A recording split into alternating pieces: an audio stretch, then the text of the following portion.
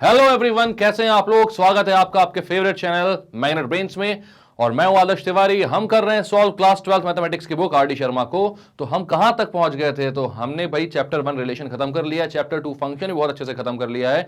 अगर आप लोगों ने वो पूरी सीरीज को फॉलो किया है और सारे क्वेश्चंस करते हुए साथ में कॉन्सेप्ट समझते हुए आए हो तो कोई भी दिक्कत नहीं आनी चाहिए अब ट्रिग्नोमेट्रिक फंक्शन को समझने में।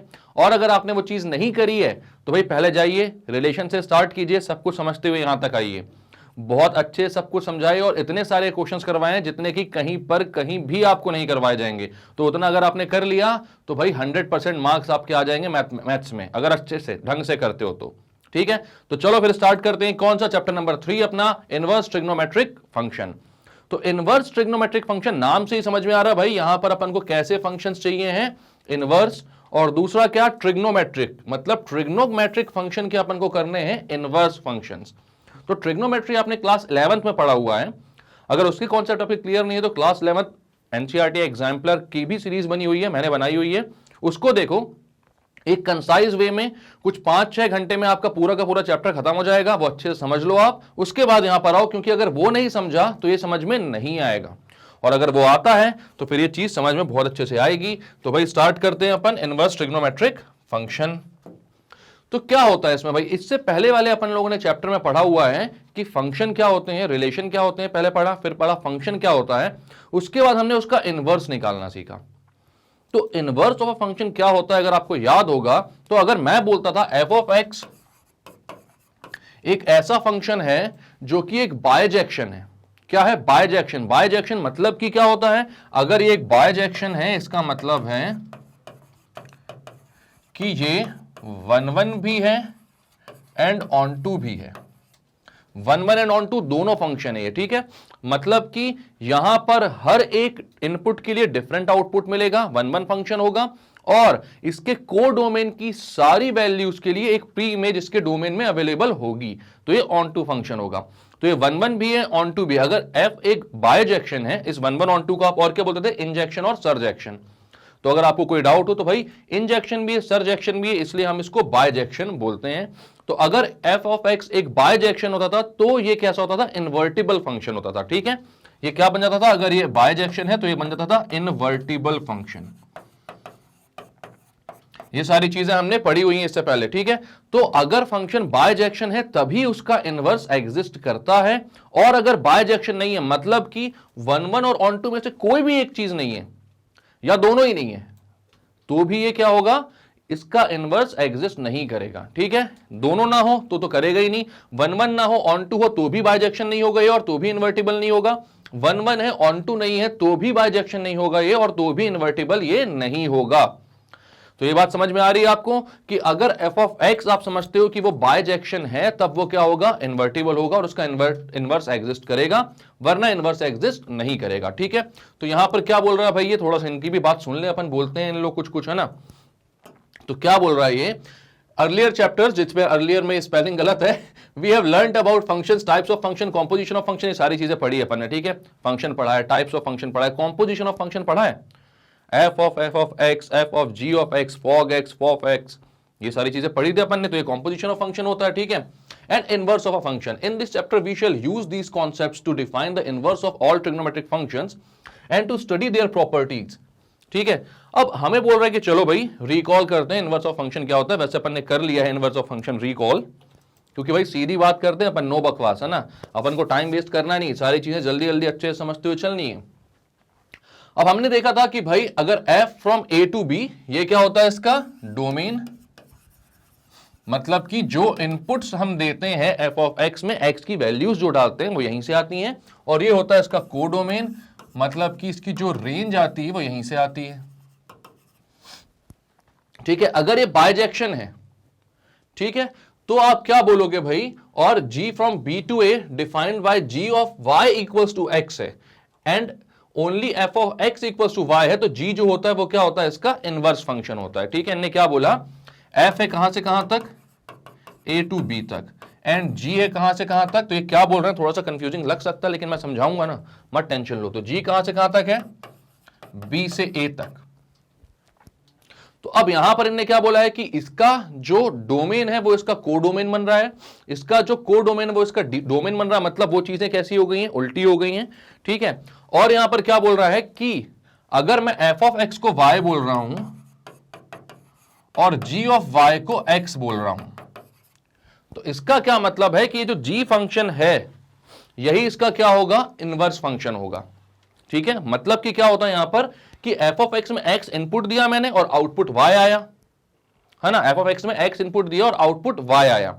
और यहां पर अगर मैं ऐसा बोलूं कि भैया इसका जो आउटपुट था वो मैं किसी फंक्शन में एज एन इनपुट डाल रहा हूं और उस फंक्शन का जो आउटपुट आ रहा है वो हमें हमारे ओरिजिनल फंक्शन के इनपुट के जितना मिल रहा है, तो वो वाला फंक्शन क्या होगा भाई, मतलब ये जो g फंक्शन है जो कि आउटपुट को अपने इनपुट में लिया है, तो उसको क्या बोलोगे आप, वो क्या हो जाएगा आपका इनवर्स फंक्शन। फिर से समझना इस बात को, मैंने क्या बोला कि यहां पर x इनपुट डाला था, y आउटपुट आया था। अब एक ऐसा फंक्शन जिसमें मैं ये जो y आउटपुट आया है उसको मैं एज एन इनपुट डालूं और ये जो आउटपुट अपन को मिल रहा है x वो क्या हो, तो वो हमारा गिवन फंक्शन का इनपुट हो, तो भाई ये क्या हो जाता है, जो g होगा वो क्या होगा, इनवर्स ऑफ f। g होगा वो इनवर्स ऑफ f होगा और उसको डिनोट कैसे करेंगे हम, वो उसको डिनोट करेंगे f इनवर्स से, ठीक है। The function g from b to a is called the inverse of function f from a to b and is denoted by f inverse. Clear है। उसके बाद हमने क्या पढ़ा था कि अगर f ऑफ x y है, ठीक है, तो हमने पढ़ा था भाई कि अगर f ऑफ x है y, तो यहां पर आप क्या बोलते थे कि f ऑफ x अगर y है मतलब कि x इनपुट पर y आउटपुट आ रहा है, तो वहां पर अपन ने देखा था कि क्या g ऑफ y हो रहा था x, मतलब कि आप क्या बोल सकते थे कि f इनवर्स ऑफ y जो होगा वो हो जाएगा x, ठीक है। वहां पर अपन को g of y equals to x दिख रहा था, इससे जस्ट पहले भाई नोट करते हुए चला करो आप लोग सारी चीजें, क्योंकि अगर यहां से इरेज हो जाएं तो आपके नोट में तो रहे कम से कम। और वैसे भी बिना पेन और पेंसिल लिए, कॉपी लिए मैथ्स को पढ़ना तो भाई कोई मतलब नहीं, वीडियो थोड़ी, मूवी थोड़ी देख रहे हैं अपन, ठीक है। तो यहां पर मैंने क्या बोला कि वहां पर भाई f of x equals to y था, तो g of y equals to x था, मतलब आउटपुट को इनपुट में लिया तो इनपुट एज एन आउटपुट आ गया था, है ना। तो यहां पर मैं क्या बोल सकता हूं, क्योंकि g जो है वही f इनवर्स है, तो f of x equals to y को मैं क्या लिख सकता हूं, f inverse of y equals to x। Clear है। तो यहां पर आप इसको ऐसा लिख सकते हो, f इनवर्स ऑफ y क्या हो जाएगा, x हो जाएगा। अब यहां पर आप ध्यान दो कि y जो था हमारा वही तो f ऑफ x था, तो यहां पर इस चीज को मैं कैसे रिप्रेजेंट कर सकता हूं, तो मैं रिप्रेजेंट कर सकता हूं f inverse of f of x is equals to x। मतलब कि किसी फंक्शन का इनपुट लिया मैंने f ऑफ x का और उसका ही इनवर्स ले लिया, मतलब f inverse of f of x ले लिया, तो उसका आउटपुट क्या आता है, तो वो आता है x। जनरली इसको गलती से हम कैसा दिखाते हैं, उसको दिखाते हैं f इनवर्स कैंसिल और x आ गया। भाई समझने के लिए आप लोग इसको समझ सकते हो इस तरीके से, ताकि आंसर आपका तुरंत आप निकाल लो, लेकिन इसको कभी भी ऐसा शो नहीं करना है, क्योंकि आता कैसे, क्योंकि हमें पता है f of x equals to y है, तो g of y equals to x है, तो शुरुआत से मैंने आपको समझाया, और g जो है वो क्या है, f इनवर्स है, तो आपने बोला f inverse of y equals to x होगा, और यहां पर y जो था वही तो f ऑफ x था, तो आपने y की जगह f ऑफ x रख दिया, तो f inverse of f of x क्या हो गया, x के इक्वल हो गया। इसको ऐसे कैंसिल आउट करके नहीं दिखाना है, ठीक है। तो यहां पर यही बोल रहे हैं कि f inverse of f of x जो होता है वो क्या होता है, x के इक्वल होता है for all x belongs to a। क्या है यहां पर, बिना देखे सोचो, याद करो क्या था, a था डोमेन, भाई याद रखना ना इस चीजों को, a था डोमेन, ठीक है। ऐसे ही f inverse of f of y क्या हो जाएगा, तो वो y के इक्वल हो जाएगा। ये जो इनपुट है वही आउटपुट मिलेगा आपको, ठीक है। f इनवर्स ऑफ f हमेशा एक आइडेंटिटी फंक्शन होता है, आप इस बात को समझ सकते हो। जो आप इनपुट देते हो वही वो आपको आउटपुट में देता है, और ऐसा कौन सा फंक्शन होता था भाई, आइडेंटिटी फंक्शन होता था। हमने फंक्शन चैप्टर में ये पढ़ा हुआ है कि ऐसा फंक्शन जिसको जो इनपुट दो वही वो आउटपुट दे दे, तो वो होता है आइडेंटिटी फंक्शन। क्लियर है ये बात। तो यहां पर क्या हो गया भाई, f inverse of f of x की वैल्यू आ गई है x। इस चीज को आपको ध्यान देकर चलना है, क्योंकि पूरे इनवर्स में ये बहुत ज्यादा यूज होने वाला है, इनवर्स ट्रिग्नोमेट्रिक फंक्शन में, ठीक है। अब भाई अब यहां पर आपको ध्यान देना है कि ट्रिग्नोमेट्रिक फंक्शन जो होते हैं, अगर उनका मैं आपसे बोलूं कि ग्राफ बना, तो ट्रिग्नोमेट्री में आपने ग्राफ बनाया होगा बिल्कुल, तो यहां पर आपको देखना है कि ट्रिग्नोमेट्री का ग्राफ, ट्रिग्नोमेट्रिक फंक्शन का ग्राफ कैसा बनेगा भाई। मैं बोलता हूं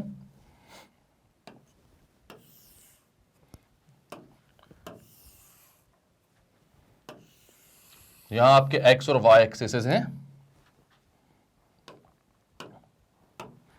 और आपने देखा हुआ है कि ट्रिग्नोमेट्री का ग्राफ, ट्रिग्नोमेट्री का क्या बोल रहा हूं मैं, साइन एक्स का ग्राफ बनाना है। मान लो मुझे, किसका, साइन एक्स का।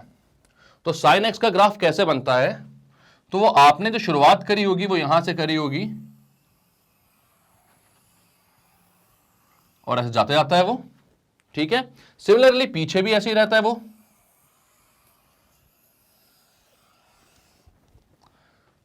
यहां पर जो इसकी मैक्सिमम वैल्यू जहां तक ये जाता है वो होती है 1, और जो मिनिमम वैल्यू जाता है ये वो होती है -1। आपको पता है साइन एक्स की रेंज होती है -1 से 1, एंड इसका डोमेन मैं लेता हूं R।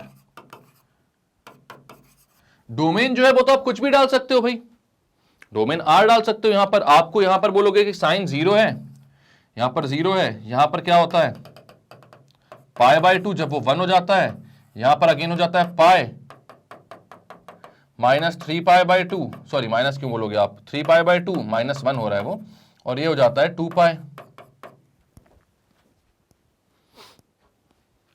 तो अब यहां पर आपको पता है कि साइन की वैल्यू ऐसे कुछ भी डाल सकते हो आप, इसका जो इनपुट है वो R तक, यहां पर इंफिनिटी तक कुछ भी डाल सकते हो, और यहां पर -∞ तक कुछ भी डाल सकते हो। ये 0 है, इसको आप बोलोगे -π/2 x पर, ये 1 है, ये कितना हो जाएगा -π, एंड सिमिलरली यहां पर वो चलता जाएगा -3π/2 -2π।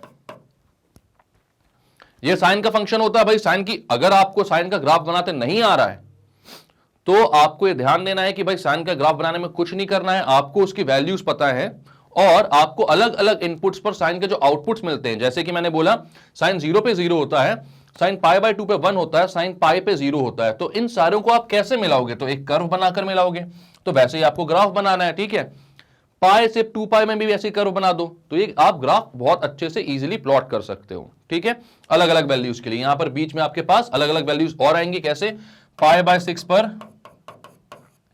1/2, देन 1/√2, देन √3/2, और ऐसे ही बढ़ते जाएगा ये, ठीक है। लेकिन मेन बात यहां पर क्या है, आपको पता है कि भाई इनवर्स ऑफ अ फंक्शन जो होता है वो कब डिफाइंड होता है, जब फंक्शन जो होता है वो कैसा होता है, बायजेक्शन होता है, मतलब कि वो 1/1 होता है और ऑन टू भी होता है। यहां पर अगर मैं साइन की बात करूं तो साइन अगर फंक्शन में लेता हूं साइन एक्स को, कहां से कहां तक, फ्रॉम R to R, कहां से कहां तक लेता हूं, फ्रॉम R to R लेता हूं, तो यहां पर इसका डोमेन होगा R और को डोमेन भी होगा R, ठीक है। अब यहां पर ये जो है 1/1 फंक्शन है कि नहीं, एक बात बताओ आप, तो आप देख रहे हो यहां पर साइन 0 पे 0 है, साइन पाई पे भी 0 है, साइन 2π पे भी 0 है, साइन -π पे भी 0 है, -2π पे भी 0 है, मतलब कि साइन जो है भाई वो nπ पे 0 आ रहा है। ये हमने ट्रिग्नोमेट्री में पढ़ा भी हुआ है कि यहां पर साइन की जो इमेज आ रही है वो बहुत सारे इनपुट्स पर सेम आ रही है, और वो कितनी आ रही है भाई, 0 की इक्वल आ रही है। यहां पर अगर आप इसका ऑर्डर्ड पेयर बनाने जाओगे तो आप लिखोगे 0, 0, π, 0, 2π, 0 एंड सो ऑन। सिमिलरली -π, भी 0 था, -2π, भी 0 था। यानी कि ये जो 0 इमेज है ये इनफाइनाइट पॉइंट्स पर आ रही है, बहुत सारे पॉइंट्स पर इमेज जो है वो सेम आ रही है। यानी कि ये कैसा फंक्शन है, मैनी वन फंक्शन है भाई। अगर इसको आप एक एरो मेथड से देखोगे, डायग्राम से देखोगे, तो आप बोलोगे ए है, ये बी है, यहां पर आपके सारे डोमेन के फंक्शन है, -π, 0, π, 2π, यहां पर है 0, 1, -1, ठीक है। और मतलब बाकी जो भी वैल्यूज आती हैं 1/2, 1/√2 या जो भी है, सारी वैल्यूज हैं, मत टेंशन लो, 1 0 -1 से 1 के बीच की सारी वैल्यूज हैं, ठीक है। तो यहां पर और डैश डैश डैश लगा दो, डैश डैश डैश लगा दो, ताकि ये ना लगे आपको कि सिर्फ इतनी वैल्यूज ली है मैंने। तो यहां पर इन सबका जो एरो है भाई वो कहां जाकर मिलेगा, 0 पर। यानी कि ये वन वन फंक्शन तो कहीं से कहीं तक नहीं हो रहा है। ये कौन सा फंक्शन हो रहा है, ये हो रहा है भैया मैनी वन फंक्शन।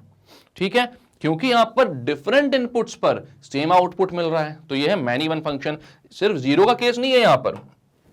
आप बोलोगे सिर्फ 0 का केस नहीं है यहां पर भाई π/2 पे 1 आ रहा है। इसके बाद यहां पर -3π/2 पे भी 1 आ रहा है। इसके बाद आप आगे जाओगे तो भाई हर जगह आपको 1 आता हुआ दिखेगा ही दिखेगा। मतलब हर जो भी क्रेस्ट है इसका वो 1 आ रहा है। सिमिलरली यहां पर -1 आ रहे हैं, नीचे 1/2 आ रहे हैं। 1/2 कितनी सारी जगह पर आ रहा है ये। तो ये पीरियोडिक फंक्शन है और आपको ये मालूम है कि ये हर डेफिनेट पीरियड के बाद क्या करता है, रिपीट करता है। तो यहां पर ये मैनी वन फंक्शन है। ठीक है, बहुत सारे डिफरेंट इनपुट्स पर ये आउटपुट जो देगा वो क्या देगा, सेम देगा। तो ये फंक्शन कैसा है, एक मैनी वन फंक्शन है। अब दूसरी बात रहती है भाई कि ऑन टू है कि नहीं। वैसे तो यहीं पर क्लियर हो गया कि ये जो फंक्शन है वो मैनी वन है, मतलब यहां पर बायजेक्शन का तो सवाल नहीं उठ रहा। बायजेक्शन नहीं है तो ये इन्वर्टिबल नहीं होगा, इनवर्स नहीं होगा। ठीक है, तो यहां पर अपन ने देख लिया कि मैनी वन नहीं है। ऑन टू का भी एक बात देख लेते हैं भाई। हमें मालूम है रेंज ऑफ साइन क्या होती है, -1 से 1। इसकी मैक्सिमम वैल्यू 1 होती है, -1 होती है इसकी मिनिमम वैल्यू। और ग्राफ से आपको साफ साफ दिख रहा है कि -1 से 1 के बीच में ही ये लाई कर रही है और कोई सी वैल्यू इसकी नहीं आती है। ठीक है, तो इसकी रेंज है -1 से 1 और कोडोमेन है R। तो आप बोलोगे range not equals to codomain, therefore it is into. मतलब भैया अगर रेंज और कोडोमेन इक्वल नहीं है तो एक ऐसा फंक्शन है, एक इनटू फंक्शन है। ठीक है, तो अब ये ना तो 1 1 है ना ही ऑन टू है, तो आपने बोला sine is neither 1 1 nor on to.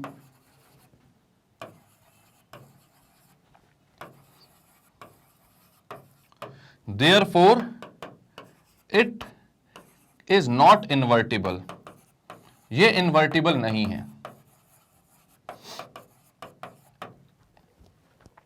Similarly cos के साथ भी सेम होता है, टेन के साथ भी सेम होता है, कॉट के साथ भी सेम होता है, कॉसेक और सेक के साथ भी सेम होता है। ठीक है, ये सारे के सारे पीरियोडिक होते हैं। यहां पर अगर एक पीरियड के बाद रिपीट करते हैं, या फिर आप ये समझ सकते हो बहुत नॉर्मल लैंग्वेज में कि भाई डिफरेंट इनपुट्स पर इनका सेम आउटपुट आते हैं, कई सारे डिफरेंट इनपुट पर सेम आउटपुट आते हैं, तो आप बोलोगे कि सारे जो फंक्शन है मैनी वन होते हैं।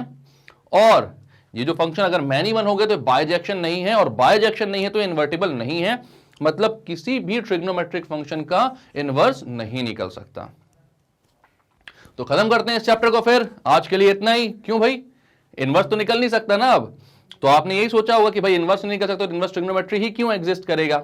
लेकिन हमने क्या सोचा था, हमने पढ़ा था वहां पर कि भाई फंक्शंस की अगर डोमेन और रेंज को चेंज कर दिया जाए तो हम किसी ना किसी तरीके से फंक्शन को इन्वर्टिबल बना सकते हैं, उसको बायजेक्शन बना सकते हैं। क्योंकि भाई यहां पर खेल डोमेन और रेंज के ही तो है। यहां हमने साइन को बेचारे को दे दिया क्या, फ्रॉम R टू R। अब सारे रियल नंबर्स के रेंज में नहीं आते तो कहां से ऑन टू बनेगा ये, तो इसके रेंज को चेंज कर देते हैं ऑन टू बनाने के लिए। ठीक है, तो आप क्या बोलते हो,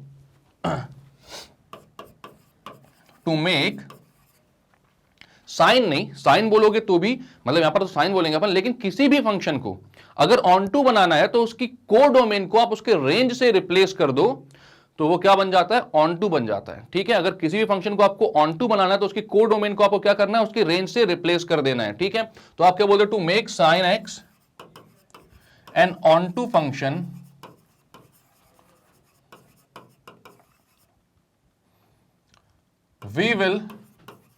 we replace, will क्यों, its codomain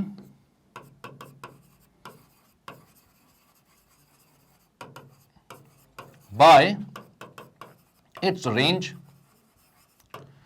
मतलब कि अभी जो साइन था अपना वो था R टू R। अब इस R की जगह आपको क्या करना है, इसकी रेंज को रख देना है। जो कोडोमेन है इसकी, उसकी जगह आपको क्या रख देना, उसका रेंज रख देना। तो ये क्या हो जाएगा, sine x from R to, इसकी रेंज कितनी भाई, -1 से 1। तो साइन हो गया फ्रॉम r टू -1 से 1। तो अब ये क्या है, अब आप बोलोगे कि जो इसकी कोडोमेन है वही इसका रेंज है, तो ऑब्वियसली ऑन टू हो गया ना। ऐसे कई सारे क्वेश्चन किए थे अपन लोगों ने, ठीक है। तो फंक्शन चैप्टर में तो अपन ने क्या बोला यहां पर कि भैया अगर इसकी कोडोमेन और रेंज सेम हो गई है तो अब आप बोलोगे now range of sine x equals to codomain of sine x, therefore it is onto function. कैसा फंक्शन हो गया भाई, ये ऑन टू फंक्शन हो गया। अब एक बात बताओ कि ऑन टू तो हो गया क्योंकि भाई इसकी रेंज और कोडोमेन सेम आ गई है, लेकिन अब यहां पर हमारे पास यहां पर तो पहले r था, ठीक है, लेकिन अब अपने पास 0, 1 और -1 ही है, मतलब 0, 1 मतलब -1 से 1 के बीच की सारी नंबर्स है, ठीक है। पहले तो एक कोडोमेन था, तो कोडोमेन में r आप कोई सा भी नंबर बोल सकते थे, ठीक है। अब लेकिन हमारे पास ये जो लिखे हुए हैं इनके बीच के ही नंबर है, फिर भी तो यहां पर डिफरेंट इनपुट्स पर सेम आउटपुट मिलेगा आपको। तो मैनी वन फंक्शन तो अभी भी है ना, ये रेंज को अपन ने इसके कोडोमेन से एक्सचेंज कर दिया है, रिप्लेस कर दिया है, लेकिन फिर भी डिफरेंट इनपुट्स पर सेम आउटपुट तो मिलेगा, ग्राफ तो ऐसे ही बनेगा इसका। तो आपने बोला भाई कि यार अभी भी मैनी वन फंक्शन मतलब बाइजेक्शन तो अभी भी नहीं बन पा रहा, एक चैप्टर तो हमारी क्लास में अभी भी नहीं पढ़ पा रहा है इनवर्स ट्रिग्नोमेट्री का। तो फिर इन्होंने क्या किया, इन्होंने इसको बोला कि भाई जैसे कि हमने रेंज को चेंज किया है, हम डोमेन को भी चेंज कर देते हैं, इसको इन्वर्स तो करवाना है, कैसे भी करके इन्वर्टिबल फंक्शन बनाना है हमको। तो हमें क्या बोला कि भाई अगर इसके हमने कोडोमेन को चेंज किया है और रेंज रख दी उसकी जगह, तो मैं कुछ ना कुछ करके डोमेन चेंज करता हूं और ये देखता हूं कि किस डोमेन के लिए साइन जो है वो इन्वर्स हो सकता है। तो यहां पर आप देखते हो उसके ग्राफ में -π/2 से π/2 की अगर मैं बात करूं तो यहां पर हर एक डिफरेंट इनपुट पर आपको डिफरेंट आउटपुट मिलेगा। तो हर जगह इसका डिफरेंट इनपुट और डिफरेंट आउटपुट मिलेगा आपको। तो आपको यहां पर ये समझ में आ रहा है कि -π/2 से π/2 की बात कर लूं तो भाई ये रिपीट नहीं हो रहा है, यहां पर डायरेक्शन चेंज नहीं कर रहा कहीं पर भी ये ग्राफ अपना, और डायरेक्शन चेंज नहीं कर रहा है अगर तो भाई या तो इंक्रीजिंग होगा या तो डिक्रीजिंग होगा, डायरेक्शन चेंज नहीं कर रहा है तो ये कैसा होगा, 1-1 फंक्शन होगा। जहां पर डायरेक्शन चेंज कर ली वहां पर वो फंक्शन 1-1 नहीं रह जाता ग्राफ में, ठीक है। तो यहां तक भैया डायरेक्शन चेंज नहीं कर रहा है, 1 के बाद फिर नीचे आना चालू करता है। तो मैंने बोला कि क्यों ना मैं इतना ही पोर्शन इसका कट करके अलग कर लेता हूं, कितना, यहां से लेके यहां तक का, और इस पोर्शन को बोलता हूं भाई कि इस डोमेन के लिए ये फंक्शन कैसा होगा, तो ये होगा 1-1 फंक्शन।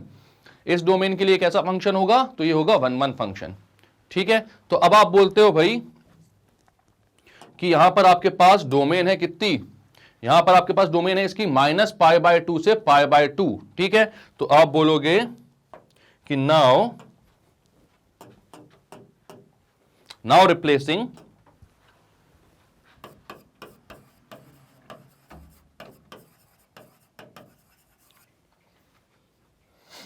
डोमेन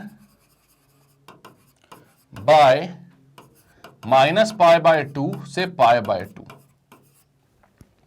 तो अब अगर x की वैल्यू ही इनपुट ही वैसा डाल रहे हो आप जिसमें उसकी जहां तक की उसकी वैल्यूज डिफरेंट आ रही हैं फंक्शन की, तो अब ये फंक्शन कैसा हो जाएगा, 1-1 फंक्शन हो जाएगा। तो अब sin x को आप बोलते हो ये 1-1 कब होगा, जब इसका भाई जो डोमेन है वो है -π/2 से π/2 और रेंज है -1 से 1।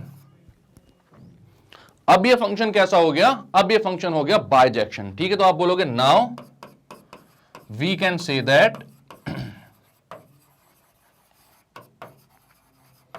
sin x is a bijection. sin x कैसा एक बाइजेक्शन है, क्योंकि यहां पर हमको समझ में आ गया कि भाई साइन -π/2 से π/2 के बीच में है, यहां पर किसी भी वैल्यू के लिए हमें किसी भी एक वैल्यू के लिए सेम आउटपुट नहीं मिलता, ठीक है। और -1 से 1 के बीच में है, तो यहां पर आपको यह बात समझ में आएगी कि भाई यहां पर आपको जो रेंज है वही आपकी कोडोमेन है। तो ये क्या हो गया, ऑन टू भी हो गया और 1-1 भी हो गया, इसलिए क्या हो गया, बाइजेक्शन हो गया, ठीक है। अब ऐसे अलग अलग इंटरवल्स आप तोड़ सकते हो इस ग्राफ में। अगर आप देखो तो अगर आप ये सोचते कि 0 से 2 पाई क्यों नहीं लिया भाई, तो 0 से 2 पाई में कितनी बार तो इसका जो ग्राफ है वो उसका डायरेक्शन चेंज हो जा रहा है।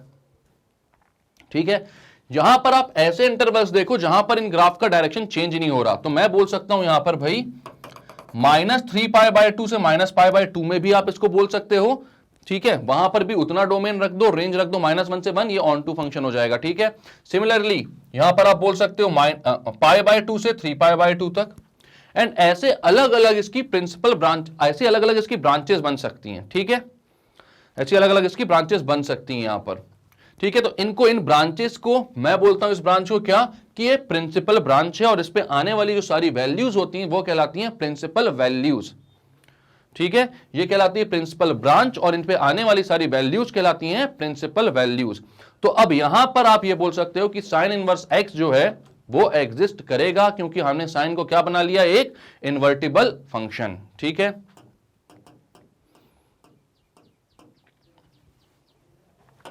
अब पढ़ लेते हैं कि ये लोग क्या क्या बोल रहे हैं भाई। We know that trigonometric functions are periodic function and hence in general all trigonometric functions are not bijections. मैंने बोल दिया साफ साफ। Consequently their inverse do not exist. ठीक है, इसलिए उनका inverse जो है वो exist भी नहीं करता। If we restrict their domains and codomain, they can be made bijections and we can obtain their inverses. वही बात है जो मैंने बताई आपको कि अगर उनके डोमेन और कोडोमेन को हम क्या कर दें, रिस्ट्रिक्ट कर दें, तो हम क्या कर सकते हैं, उनको बाइजेक्शन बना सकते हैं, और हमने बना लिया है। ठीक है, in the following section we shall, ठीक है, ये सब डिस्कस करेंगे कि कैसे इन्वर्स करेंगे हम। अब इन्होंने यही बोला, ये सारी चीजें वही चीजें हैं, मैं फिर भी एक बार पढ़ देता हूं जो मैंने बताई है। हमें बोला कि function R2R f(x) sin x है, तो यहां पर इसका जो ग्राफ बनाओगे उसमें आपको दिखेगा कि भाई ये मैनी वन और इनटू फंक्शन है, 1 1 ऑन टू नहीं है। इसकी रेंज -1 to 1 है, अगर इसकी रेंज को -1 से 1 बना दिया जाए तो ये क्या मैनी वन ऑन टू बन जाएगा, लेकिन इसको मैनी 1 से 1 1 भी करना है, तो हमने क्या कर दिया, इसकी डोमेन को -π/2 से π/2 में कन्वर्ट कर दिया। क्लियर है, तो अब ये फंक्शन कैसा बन गया भाई, अब ये फंक्शन बन गया बाइजेक्शन, और इसीलिए अब ये कैसा हो गया है, एक इन्वर्टिबल फंक्शन। तो अभी तक अगर आप खुश हो रहे थे कि भाई एक चैप्टर ही चालू नहीं हो पाएगा क्योंकि इनवर्स नहीं है ट्रिग्नोमेट्री का, तो अब उसको हमने इन्वर्टिबल बना दिया है, और अब आपके 12th का एक और चैप्टर बढ़ा दिया है, कौन सा, इनवर्स ट्रिग्नोमेट्रिक फंक्शन। तो अब ये स्टार्ट होगा भाई आपका चैप्टर। ठीक है, तो अब यहां पर ये क्या बोल रहे हैं वो भी देख लो एक बार, कि the inverse of the sine function is given by sine inverse x. जैसे कि f(x) का इनवर्स आप देते हो f इनवर्स x, वैसे ही साइन x का इनवर्स क्या दोगे आप, तो वो हो जाएगा साइन इनवर्स x। ठीक है, और इसकी डोमेन होती है -1 से 1 और रेंज होती है -π/2 से π/2। अब आप बोलोगे सर ये क्या बोल रहे हो आप, अभी तो आपने डोमेन -π/2 से π/2 किया था और रेंज को -1 से 1 किया था, वो साइन के लिए किया था। तो साइन x जो था भाई उसकी डोमेन थी -π/2 से π/2 और उसकी रेंज थी -1 से 1। बट साइन इनवर्स x की जब मैं बात करूंगा तो भाई ये दोनों चीजें इन्वर्ट हो जाएंगी ना, चेंज हो जाएंगी, तो यहां पर इसकी डोमेन हो जाएगी -1 से 1 और इसकी रेंज हो जाएगी -π/2 से π/2। ठीक है, तो ये होती है इसका रेंज, और हमें यहां पर पता है भाई कि साइन इनवर्स x अगर मैं बोलता हूं थीटा के इक्वल है, तो आप बोल सकते हो साइन थीटा जो होगा वो x के इक्वल होगा। ठीक वैसे ही जैसे मैं बोलता था कि f इनवर्स ऑफ y अगर x है तो f ऑफ x होगा y। क्लियर है, तो अब इसको करते हैं क्लियर, बढ़ते हैं नेक्स्ट टॉपिक पे। क्या बोल रहा है भाई ये, जल्दी से इसको भी देख लो, क्वेश्चन चालू होते हैं। बट क्वेश्चन को स्टार्ट करने से पहले भाई अपन थोड़े से कंसेप्ट्स और समझ लेते हैं। ठीक है, तो यहां पर सबसे पहले मैं क्या बताना चाहूंगा आपको कि साइन इनवर्स एक्स का ग्राफ कैसे बनता है, तो वो भी अपन देखते हैं पहले, उसके बाद फिर क्वेश्चंस पे चलते हैं तो बेटर रहेगा। ठीक है, अब यहां पर अगर मेरे को साइन इनवर्स एक्स का ग्राफ बनाना है, मैं बनाता हूं सबसे पहले तो अपने एक्सिसेस।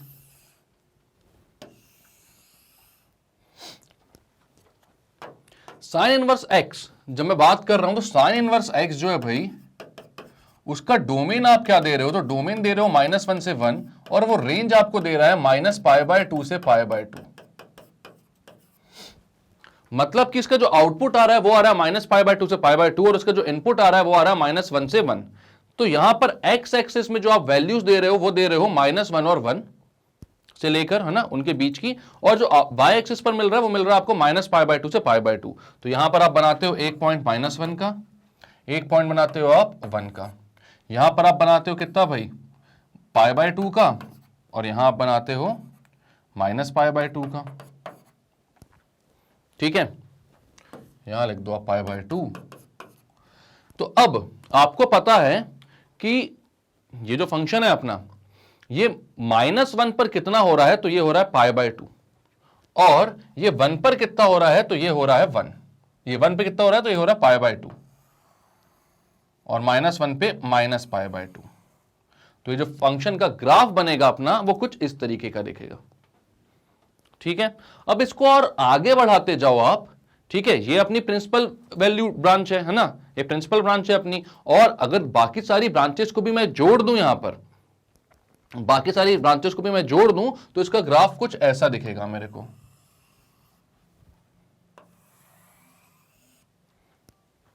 मतलब कि जो हमारा ग्राफ बन रहा था किसमें,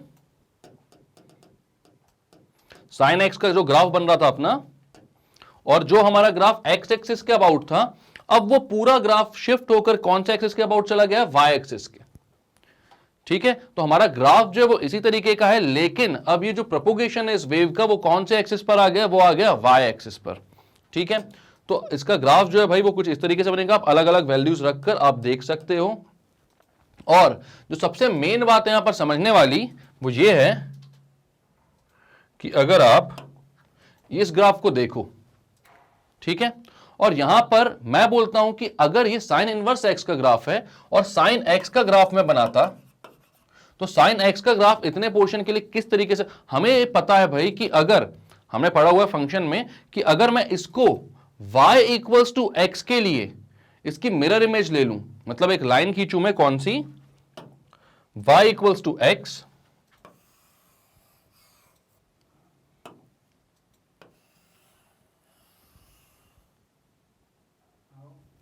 और इस लाइन के अबाउट इसकी मिरर इमेज ले लूं मैं, हमें पता है कि y इक्वल्स टू एक्स के अबाउट अगर मैं इसकी मिरर इमेज लेता हूं तो ये क्या मिल जाता है मुझे, इसका इनवर्स फंक्शन। अगर मैंने पढ़ा हुआ था फंक्शन के चैप्टर में कि f ऑफ x का ग्राफ बनाता हूं और y इक्वल्स टू एक्स पे उसकी मिरर इमेज ले लेता हूं, तो वो मुझे मिलता है f इनवर्स ऑफ x का ग्राफ। ठीक है, कंसेप्ट जब पढ़े थे फंक्शन में तो ये भी चीज मैंने बताई थी।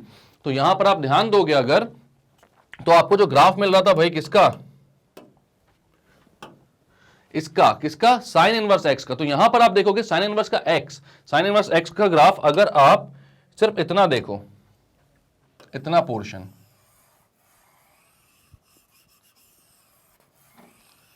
और यहां पर आप अगर y इक्वल्स टू एक्स वाली लाइन खींच देते हो तो आपको इसकी इमेज जो मिलेगी वही तो मिल रहा है आपको, वही तो मिल रहा है कौन सा ग्राफ, वही मिल रहा है आपको साइन इनवर्स एक्स का ग्राफ, इसकी ही इमेज है वो। बेसिकली आप देखो ये जो आपको दिख रहा है साइन एक्स का ग्राफ, और हमने जो बनाया है कौन सा, साइन इनवर्स एक्स का ग्राफ, तो वो उसकी ही इमेज है। यहां पर अगर आप साइन एक्स का ग्राफ बनाओगे तो साइन एक्स का ग्राफ ऐसा चलता हुआ दिखेगा आपको,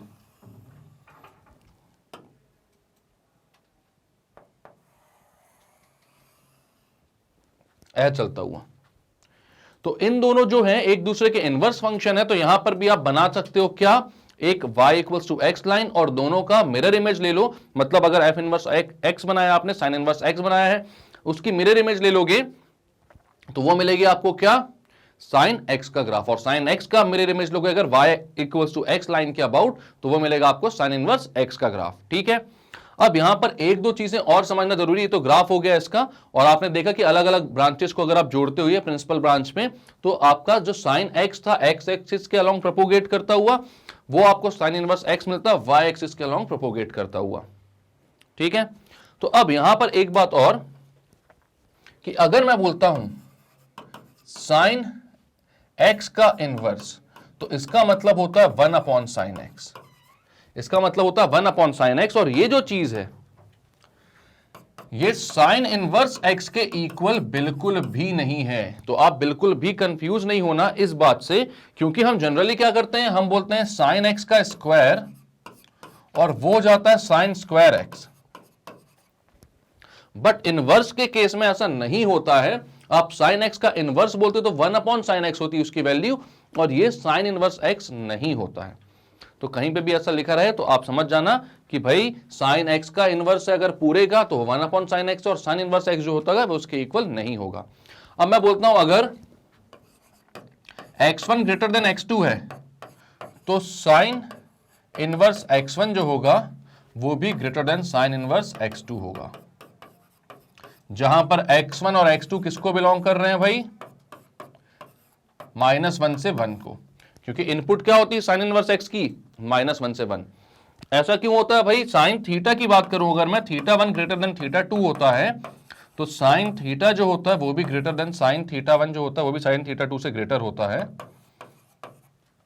और यहां पर अपने θ1 और θ2 किसको बिलोंग करते हैं, वो बिलोंग करते हैं भाई -π/2 से π/2 को, क्योंकि वो जो है उसकी डोमेन जो है साइन एक्स की, साइन थीटा की, वो -π/2 से π/2 होती है। तो यहां पर भी अगर इनपुट्स बड़े होंगे तो आउटपुट बड़ा आएगा, इनपुट छोटे होंगे तो आउटपुट छोटा होगा, साइन इनवर्स के केस में भी। क्लियर है? ये कुछ पॉइंट्स थे जो आपको ध्यान में रखकर चलना है। इसके ग्राफ कैसे बनते हैं आपको ध्यान में रखकर चलना है। इसके बाद अपन स्टार्ट करते हैं अब अपने क्वेश्चंस को। ठीक है, तो सबसे पहला क्वेश्चन क्या बोल रहा है, साइन इनवर्स ऑफ -√3/2। तो यहां पर इसकी वैल्यू निकालनी है अगर आपको, ठीक है, तो प्रिंसिपल वैल्यू निकालनी है इसकी आपको, मतलब कि कहां से कहां के बीच में भैया, प्रिंसिपल वैल्यू के लिए डोमेन जो होगा वो -1 से 1 होगा और रेंज जो होगी वो -π/2 से π/2 होगी। मतलब इसकी वैल्यू आपकी कहां से कहां तक आनी चाहिए, -π/2 से π/2 के बीच में। ठीक है, तो अब यहां पर आपने देखा भाई साइन इनवर्स ऑफ -√3/2,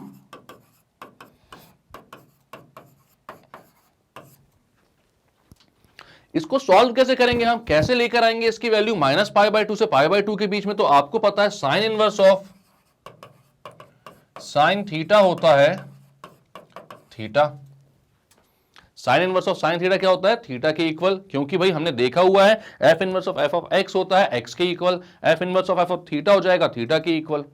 ठीक है, ये पता है आपको इनवर्स का क्या प्रॉपर्टी। तो आपने बोला यहां पर साइन इनवर्स ऑफ -√3/2, इसको मैं कैसे साइन थीटा के फॉर्म में लेकर आऊं। ठीक है, आपने बोला यहां पर कि आपको भाई इस फॉर्म में लेकर आना है, sine inverse of sine theta के फॉर्म में। तो यहां आप बोलते हो कि -√3/2 साइन थीटा में कब आता है, हमें यह पता है कि साइन, अगर मैं बात करूं √3/2 की पॉजिटिव में, तो आपको पता है साइन π/3 जो होता है ये √3/2 होता है। तो साइन -π/3 कितना होगा, ये हो जाएगा माइनस ऑफ साइन π/3 जो कि होता है -√3/2। हमको ये पता है ना कि भाई साइन ऑफ माइनस थीटा क्या होता है, वो होता है माइनस साइन थीटा के इक्वल। तो अगर मैं साइन ऑफ -π/3 बोलूंगा तो माइनस जो है बाहर आ जाएगा और ये हो जाएगा साइन माइनस ऑफ साइन π/3 जो कि हो जाएगा माइनस का √3/2। ठीक है, तो इसको मैं क्या बोलता हूं,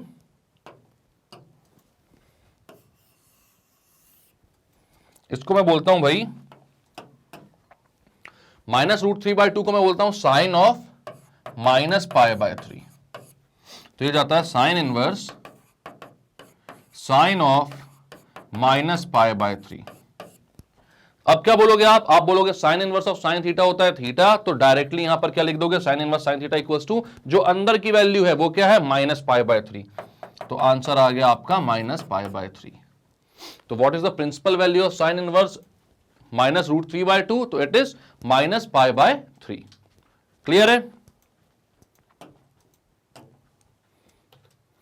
next question, sine inverse cos 2π/3। ठीक है भाई, ये भी निकाल लेते हैं, साइन इनवर्स cos 2π/3। सबसे पहले तो cos 2π/3 की वैल्यू कितनी आती है ये अपन निकालते हैं। ठीक है, ट्रिग्नोमेट्री अगर आपने अच्छे से पढ़ी है तो बहुत अच्छी बात है, नहीं पढ़ी तो मैंने आपको पहले ही बोला है 11th क्लास की एनसीईआरटी एग्जाम्पलर मैंने करवाई हुई है, उसमें जाओ, पूरी ट्रिग्नोमेट्री क्लियर हो जाएगी आपको एक ही बार में। ठीक है, अब cos 2π/3 की वैल्यू निकालनी है तो मैं बोलता हूं 2π/3 कितना होता है, आप बोलोगे 2 इंटू 180/3, या फिर आप बोलोगे कितना, ये क्या कर दिया मैंने, 3 से जब जाएगा ये तो कितना हो जाएगा 60, तो ये जाएगा 120। ठीक है, 2π/3 कितना होता है, π/3 कितना होता है 60, आपको पता ही है ये बात तो बहुत इजीली। ठीक है, फिर भी वो करके दिखा दिया मैंने, 2π/3 कितना होता है 120 डिग्री। ठीक है, तो यहां पर आप लिखते हो साइन इनवर्स cos 120। अब cos 120 की वैल्यू कितनी होती है? आपको पता है कि 90 plus theta, cos 90 plus theta कितना होता है, ठीक है? तो आप बोलते हो cos 90 प्लस थीटा, 90 में प्लस कर रहे हो आप, यानी कौन से क्वाड्रेंट में पहुंच रहे हो? आप पहुंच रहे हो सेकंड क्वाड्रेंट में, ठीक है? अगर 90 में प्लस कर रहे हो तो आप पहुंच रहे हो सेकंड क्वाड्रेंट में, और आप बोलोगे भाई कि सेकंड क्वाड्रेंट में cos जो होता है वो क्या होता है? वो होता है नेगेटिव। अब cos नेगेटिव होता है और 90 है, 90 क्या होता है भाई? 90 का ऑड मल्टीपल, 90 इंटू 190 होगा ना। ऑड मल्टीपल पर जो फंक्शन होते हैं वो चेंज हो जाते हैं, मतलब cos का क्या हो जाएगा? साइन। तो आप बोलोगे माइनस का साइन, क्योंकि cos नेगेटिव हो जाएगा सेकंड क्वाड्रेंट में, तो माइनस का sine 90 plus theta, 90 plus theta क्या हो जाएगा? तो 90 प्लस थीटा चेंज होकर थीटा हो जाएगा, तो ये हो जाएगा माइनस का साइन थीटा। ये चीजें अगर आपको याद है तो बहुत अच्छी बात है, नहीं है याद तो मैं एक बार और आपको थोड़ा सा रिवाइज करवा दूं ये चीज, क्या कि भाई फर्स्ट क्वाड्रेंट सेकंड क्वाड्रेंट में क्या होता है, जल्दी जल्दी से अपन देख कर चलें। फर्स्ट क्वाड्रेंट में सारे ट्रिग्नोमेट्रिक रेशियोज पॉजिटिव होते हैं, सेकंड क्वाड्रेंट में सिर्फ साइन एंड कोसेक पॉजिटिव होते हैं, थर्ड क्वाड्रेंट में tan एंड cot पॉजिटिव होते हैं, और फोर्थ क्वाड्रेंट में cos एंड sec पॉजिटिव होते हैं, ठीक है? तो आप इसको याद कर सकते हो, यहां पर A से, यहां पर S से, यहां पर T से, और यहां पर C से। मतलब या तो आप इसको याद करो ऑल स्टूडेंट्स टिकट कलेक्टर, या फिर याद करो ऐड शुगर टू कॉफी, या फिर याद करो आदर्श सर टेक्स क्लासेस। आप किसी भी तरीके से याद कर सकते हो, तीसरा वाला सबसे अच्छा तरीका है वैसे, ठीक है? आदर्श सर टेक्स क्लासेस से आप याद करो इस चीज को, और ये आपको कभी भी भूला नहीं जाएगा, और मेरा नाम भी नहीं भूला जाएगा, ठीक है? तो अब यहां पर आपको ये चीज समझ में आ गई कौन सा कहां पर पॉजिटिव है, कौन सा कहां पर नेगेटिव है। ये हमें मालूम है, ये 0 है, ये 90, ये है भाई 180, और ये है 270। 90 माइनस थीटा बोलूंगा तो फर्स्ट क्वाड्रेंट में आएगा, 90 प्लस थीटा बोलूंगा तो सेकंड क्वाड्रेंट में आएगा। 180 माइनस थीटा आएगा सेकंड क्वाड्रेंट में, 180 से माइनस हो रहा है। 180 प्लस बोलूंगा तो थर्ड क्वाड्रेंट में, 180 प्लस तो थर्ड में आ गया, 270 माइनस भी थर्ड में आएगा, ठीक है? 270 प्लस होगा फोर्थ में, और 0 माइनस बोलूंगा तो, या फिर 360, या इसको हम 360 भी बोल सकते हैं। 360 माइनस थीटा फोर्थ क्वाड्रेंट में, 270 प्लस थीटा भी फोर्थ क्वाड्रेंट में। 360 प्लस थीटा तो 0 प्लस थीटा फर्स्ट क्वाड्रेंट में वापस। याद रखना है 90 एंड 270 पर फंक्शन चेंज हो जाता है,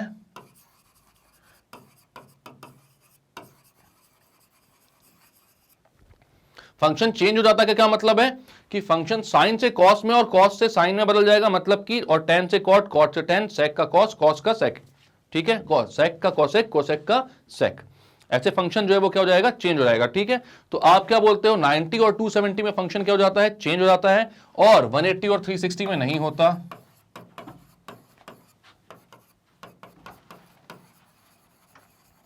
लेकिन बात यहां पर सिर्फ 90, 270, 180, 360 नहीं है, वो बहुत आगे तक पहुंचती है। तो याद यहां पर ये रखना है कि 90 के ऑड मल्टीपल में, ठीक है? यहां पर याद रखना ऑड मल्टीपल में फंक्शन को चेंज कर देना है, साइन का है तो कॉस में कर दो, टेन का है तो कॉट में, सेक का है तो कोसेक में, ठीक है? और 180 और 360 में, मतलब कि इवन मल्टीपल ऑफ 90 में, इवन मल्टीपल ऑफ 90 में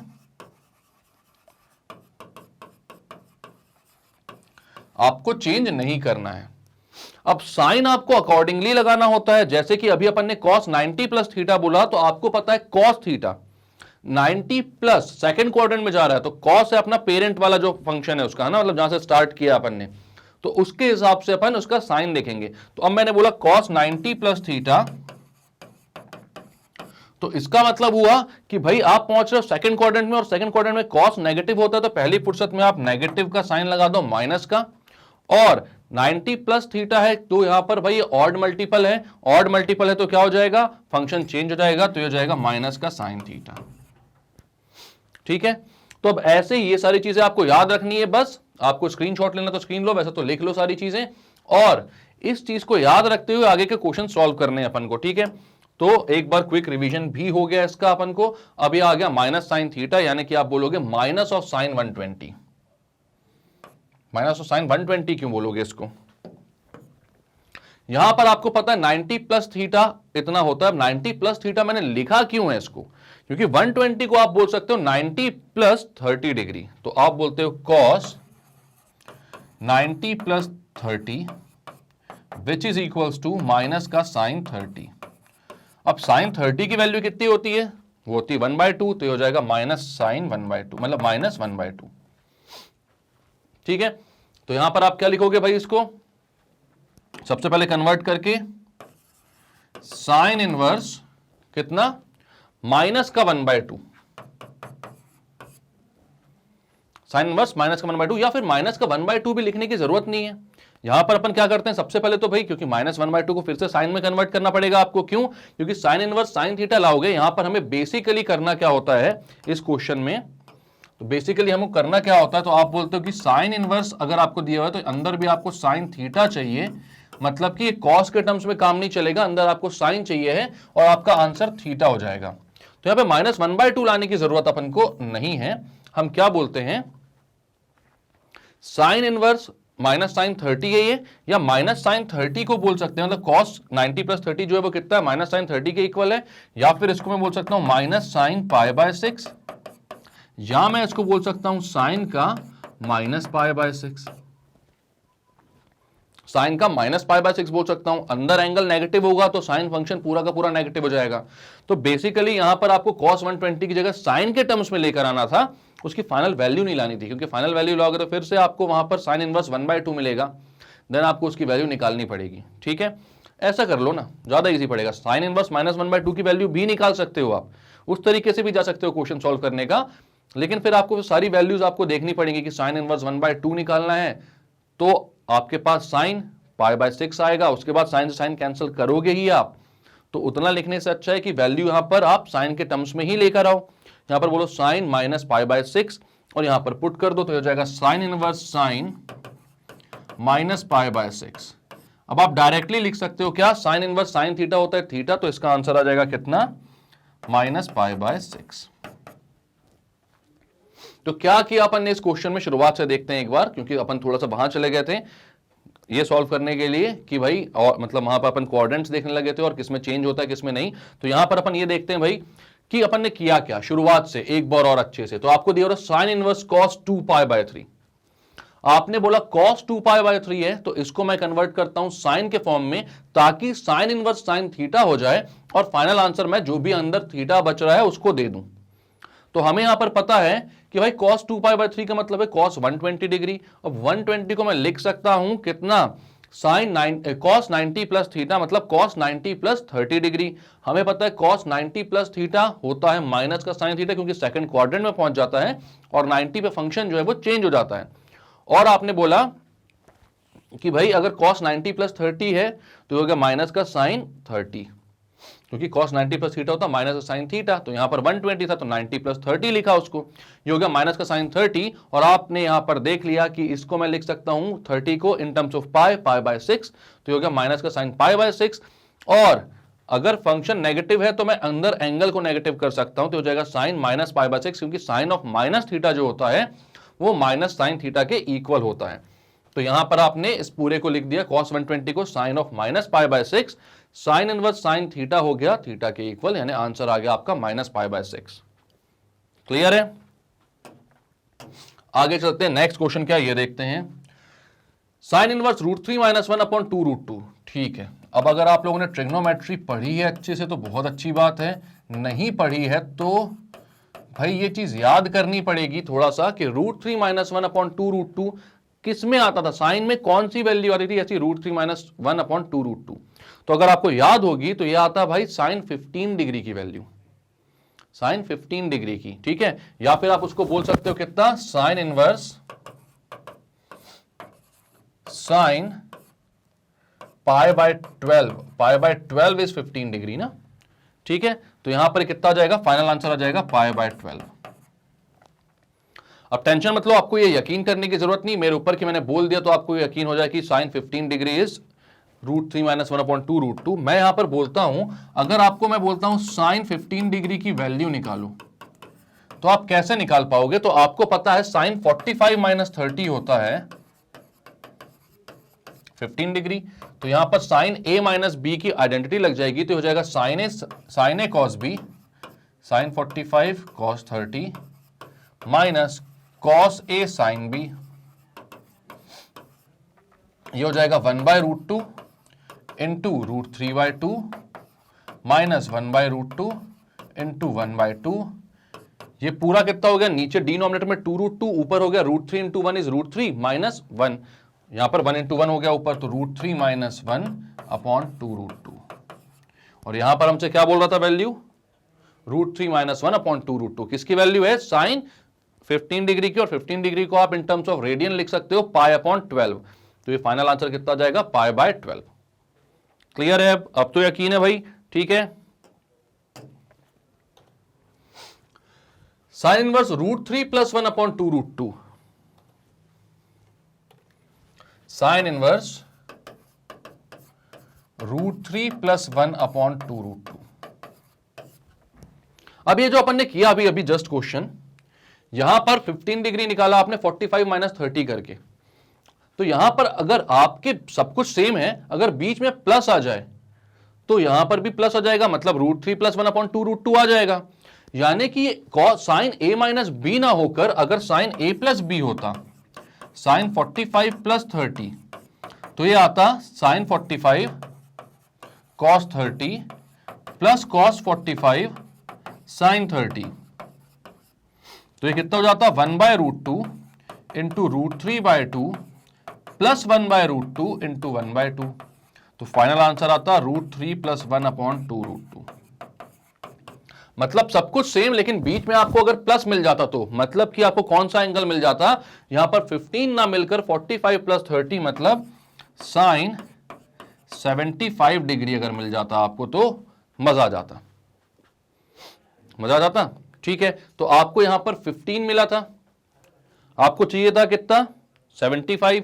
तो आप क्या बोल सकते हो, यहां पर एक कौन सा एंगल होगा? आपको वो पता कि वो π/12 था, तो ये कितना हो जाएगा? Sine inverse sign 5π/12।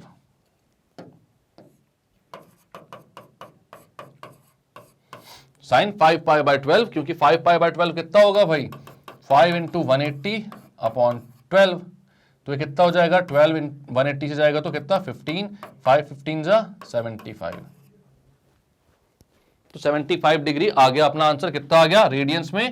5π/12। करें खत्म इसको। क्लियर है ये? ठीक है, हमने देखा था √3 प्लस 1/2 √2 चाहिए, पिछली बार √3 माइनस 1/2 √2 15 पे आ रहा था, मतलब साइन 45 माइनस 30 पर। इस बार √3 प्लस 1/2 √2 चाहिए, मतलब कि साइन 45 प्लस 30। ठीक है, तो आंसर आ गया कितना? 75 डिग्री, यानी कि 5π/12। नेक्स्ट क्वेश्चन बोल रहा है साइन इनवर्स कॉस 3π/4। ठीक है भाई, निकाल लेते हैं साइन इनवर्स कॉस 3π/4। तो अब यहां पर इसकी वैल्यू कैसे निकालोगे आप? तो आपको पता है cos 3π/4 की वैल्यू आप कैसे निकालोगे? यहां पर आप करते हो cos 3 इंटू 180/4, ये हो जाता है 45। ठीक है, 4 से डिवाइड कर लो भाई, 45 ही आएगा। 3 इंटू 45 हो जाता है कितना? 135। तो हो जाएगा cos 135, यानी इसको बोल सकते हो cos 90 प्लस 45, 90 प्लस 45। तो ये कितना हो जाएगा? 90 प्लस 45, यानी कि यहां पर इस सेकंड क्वाड्रेंट में, और 90 है तो वो चेंज फंक्शन अपना, तो साइन 45, या इसको बोल सकता हूं माइनस साइन π/4, या साइन का माइनस π/4, क्योंकि भैया हमें ये माइनस π/2 से π/2 के बीच में ही चाहिए है। ठीक है, तो ये हो गया भाई माइनस π/4, यानी कि आप यहां पर लिखोगे साइन इनवर्स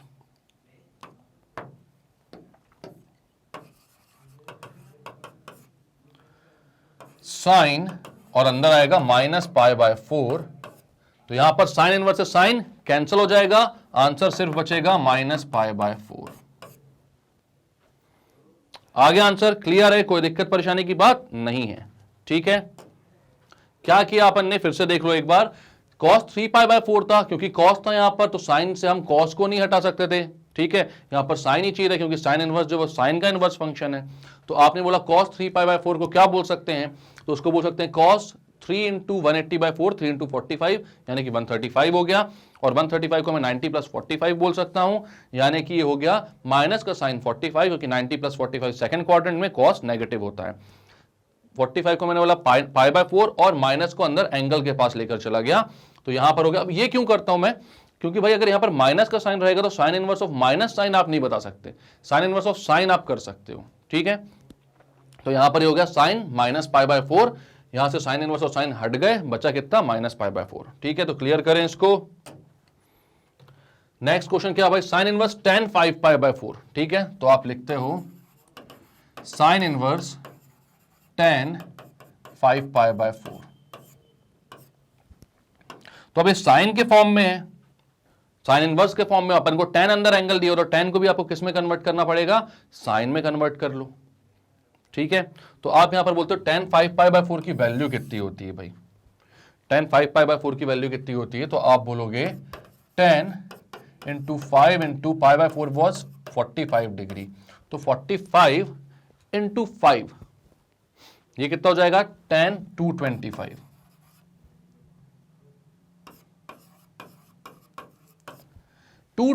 मतलब कि कौन से क्वाड्रेंट में पहुंच रहा है भाई, 225 को आप बोल सकते हो tan 180 + 45, 180 + 45, 180 + 45 मतलब कि थर्ड क्वाड्रेंट में पहुंच रहा है। थर्ड क्वाड्रेंट में tan कैसा होता है, पॉजिटिव होता है, और tan पॉजिटिव है फर्स्ट क्वाड्रेंट में, tan 45 और ये 180 है, मतलब कि इवन मल्टीपल ऑफ क्या है, इवन मल्टीपल ऑफ 90, मतलब कि फंक्शन चेंज नहीं होगा, यानी कि आपको वैल्यू चाहिए है tan 45 की, वो होती है 1, वो होती है 1। और 1 को अगर साइन के टर्म्स में कन्वर्ट करो आप, पॉजिटिव 1 है ये, तो ये हो जाएगा sin π/2। क्योंकि यहां पर साइन के टर्म्स में कन्वर्ट करना जरूरी है भाई, साइन इनवर्स का फंक्शन दिया हुआ है अपन को, अगर tan के टर्म्स में लेकर आओगे तो आंसर कैसे लेकर आओगे। तो आप इसको क्या बोलते हो, आप बोलते हो साइन इनवर्स sin π/2, और फाइनल आंसर आपका आता है भाई π/2। साइन इनवर्स से साइन जो होता है वो क्या हो जाता है, कैंसल, कैंसल मतलब कि हट जाते हैं, वो अपन को पता है f inverse of f of x x आता है। क्लियर है। तो क्या किया यहां पर अपन ने, सबसे पहले tan 5π/4 आपको दिया हुआ था, तो आपने बोला 5π/4 को आप क्या बोल सकते हो भाई, 5 × 45 यानी कि 225 डिग्री, π/4 इज 45 डिग्री।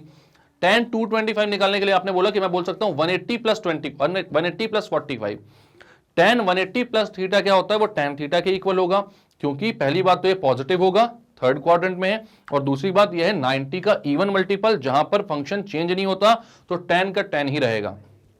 tan 45 की वैल्यू कितनी आ गई, 1। आपने बोला क्योंकि यहां पर आपको साइन के टर्म्स में चाहिए था, तो 1 को आप लिख सकते हो sin π/2, तो आपने लिख दिया साइन इनवर्स sin π/2, क्योंकि वो tan 5π/4 के इक्वल है, 1 है दोनों। आपने साइन इनवर्स और साइन को हटा दिया, आंसर आ गया π/2। क्लियर है। नेक्स्ट क्वेश्चन क्या बोल रहा है भाई, अब अपन को निकालना है सेकंड क्वेश्चन में, सेकंड का फर्स्ट पार्ट है sine inverse 1/2, sine inverse 1/2 minus 2 sine inverse 1/√2, sine inverse 1/2 minus 2 sine inverse 1/√2।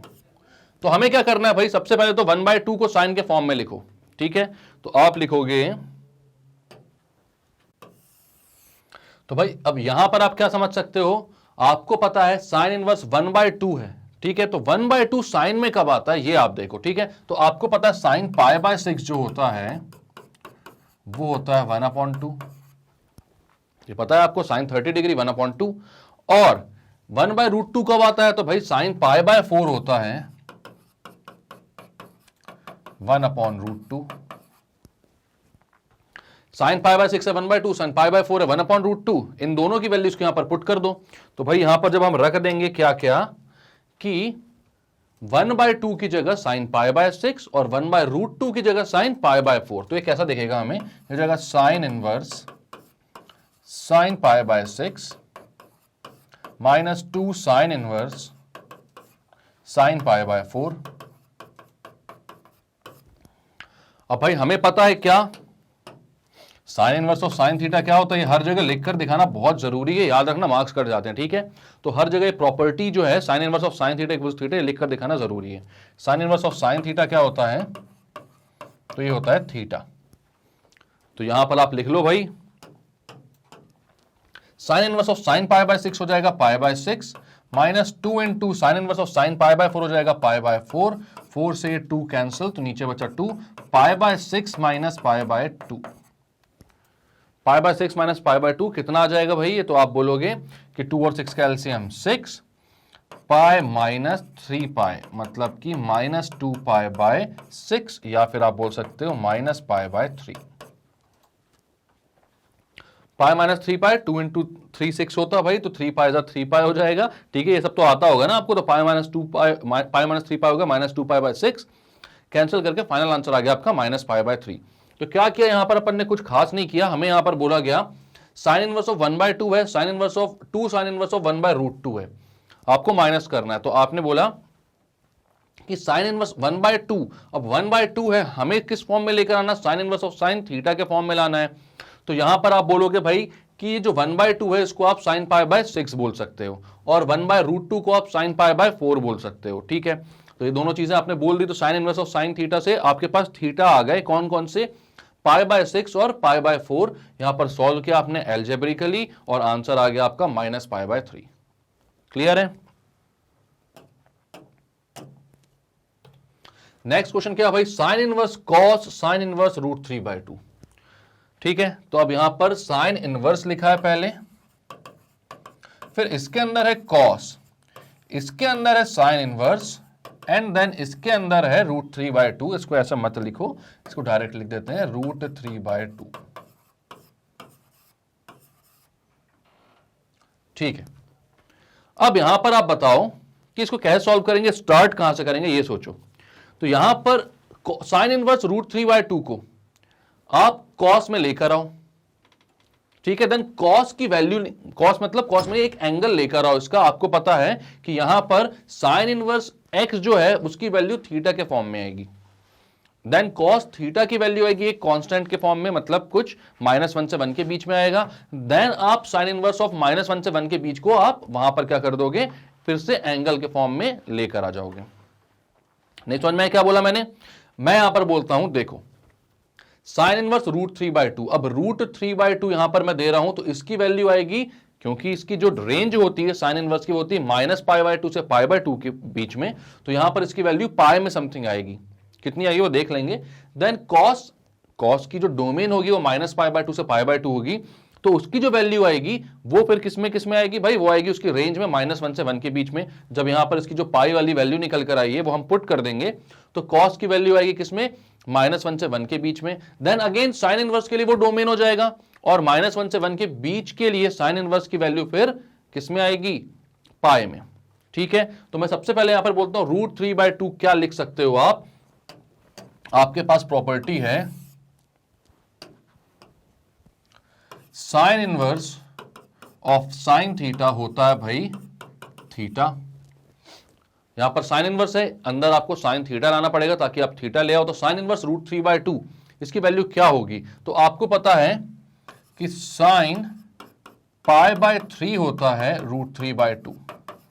अब आप क्या बोलोगे, साइन इनवर्स √3/2 है, तो यहां पर √3/2 की जगह क्या रख सकते हैं, π/3, ठीक है। तो मैं लिखता हूं साइन इनवर्स, अंदर है कॉस, अंदर है साइन इनवर्स, और √3/2 की जगह मैं लिख रहा हूं साइन π/3।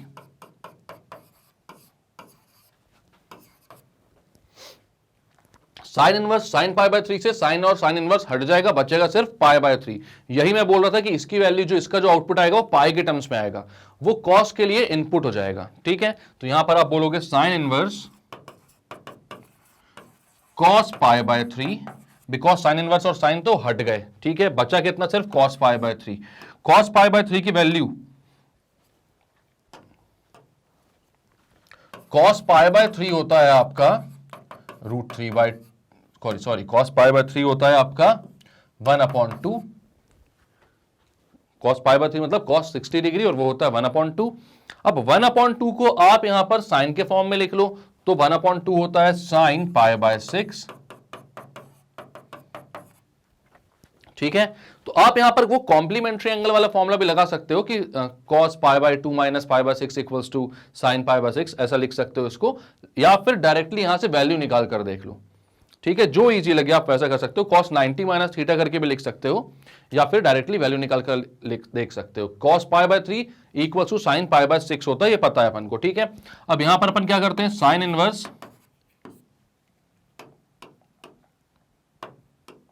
मैं इसको लिखता हूं sine inverse sign pi by 6। तो साइन इनवर्स और साइन भी क्या हो गया, कैंसल आउट हो गया, आंसर कितना आया, पाई बाय 6।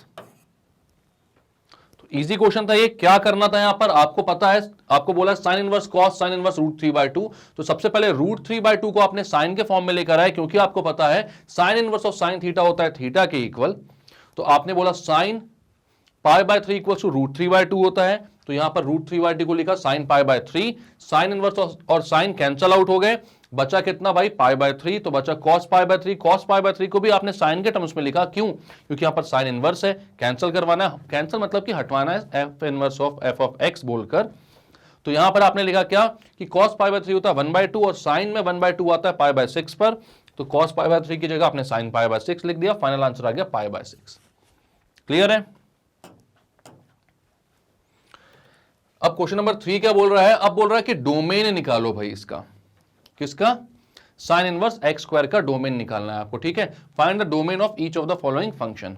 तो यहां पर आपको पता है एफ ऑफ एक्स कितना दिया हुआ है, साइन इनवर्स एक्स स्क्वायर। अब domain of sine inverse x क्या होता है,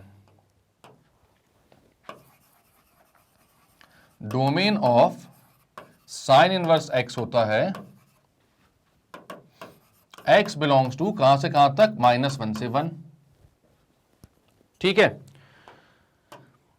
अब x अगर -1 से 1 के बीच में बिलोंग कर रहा है, तो मैं लिख सकता हूं -1 से 1 के बीच में x होगा। ठीक है, लेकिन यहां पर मुझे पता है कि x स्क्वायर है। अब x स्क्वायर जो है वो कहां से कहां तक के बीच में हो सकता है, तो आप बोलोगे, यहां पर आप लिखोगे x स्क्वायर जो है भाई वो तो 0 से हमेशा बड़ा होगा उसके बराबर, और 1 से हमेशा छोटा है उसके बराबर। अब दोनों साइड आप स्क्वायर रूट ले लो, तो यहां आप बोलोगे 0 का स्क्वायर तो कुछ नहीं होता, एक्स स्क्वायर मतलब 0 ही होता है, और यहां हो जाएगा +-1। अब इस इंटरवल को आप कैसे लिखोगे, तो आप देखते हो भाई कि एक वैल्यू में -1 से आ रहा है, एक वैल्यू में +1 से आ रहा है, तो आप यहां पर लिखते हो भाई क्या कि एक वैल्यू एक्स की वैल्यू आ रही है,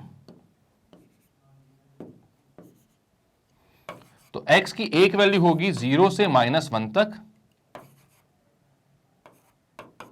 और दूसरी वैल्यू होगी, सॉरी, -1 से 0 तक, 0 तक, और दूसरी वैल्यू होगी 0 से 1 तक, 0 से 1 तक। ठीक है, यहां पर दो वैल्यूज होंगी इसकी, एक होगी -1 से 0 तक और दूसरी वैल्यू होगी 0 से 1 तक। तो यहां पर इन दोनों को मिलाकर आप लिख सकते हो कि फाइनली x की जो वैल्यूज आप इसमें पुट कर सकते हो वो आएगी -1 से 1 तक, -1 से 1 तक। ठीक है, तो ये हो गया आपका डोमेन ऑफ दिस फंक्शन।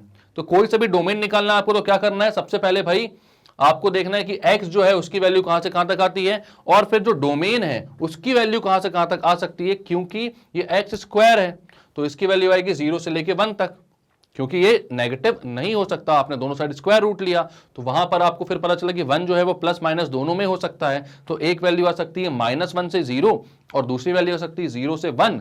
तो मतलब कि आपने लिख दिया क्या कि भाई इसकी वैल्यू आएगी -1 से 1 के बीच। क्लियर है। नेक्स्ट क्वेश्चन देखते हैं। नेक्स्ट क्वेश्चन क्या बोल रहा है, f of x equal sign inverse X plus sine x.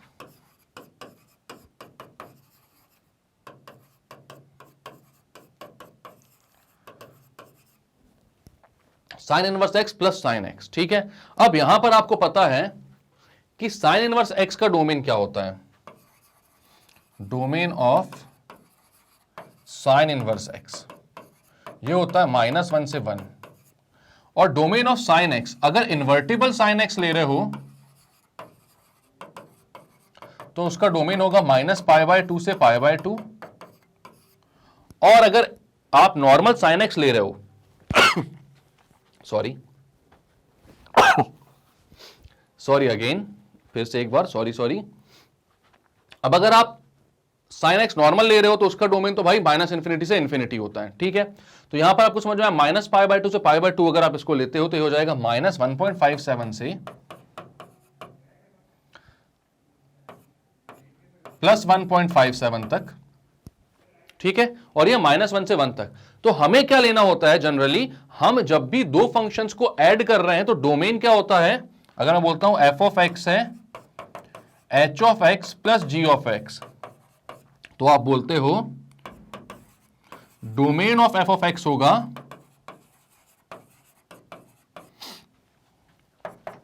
Intersection of h(x), domain of intersection, domain of h(x) क्या होगा आपका, intersection of domain of h(x)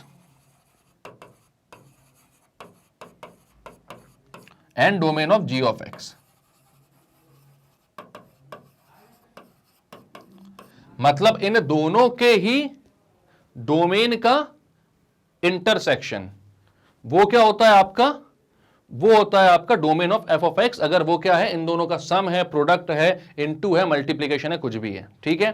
तो हम दोनों के डोमेन का इंटरसेक्शन निकालते हैं। तो यहां पर देखो -1 और 1 और -1.57 और 1.57 का इंटरसेक्शन क्या होगा, तो वो होगा -1 और 1 ही। तो आप बोलोगे देयरफॉर डोमेन ऑफ f(x) क्या हो जाएगा, -1 से 1। -1.57 और -1 कौन सी है, छोटी लिमिट -1 है, और अपर लिमिट में भी छोटी वाली लिमिट कौन सी है, 1 है, 1.57 से पहले आ रही है, तो यही इसका इंटरसेक्शन है। क्लियर है। तो आ गया भाई डोमेन ऑफ f(x) कितना, -1 से 1। Next question, f(x) equals to sin inverse √x² - 1, ठीक है। तो f(x) आपको दिया हुआ है sin इनवर्स √x² - 1। तो आप बोलते हो भाई कि यहां पर हमें पता है कि अगर sin इनवर्स x होता तो x का डोमेन होता है -1 से 1 तक, ठीक है। Domain of sin inverse x, आप बोलोगे domain of sin inverse x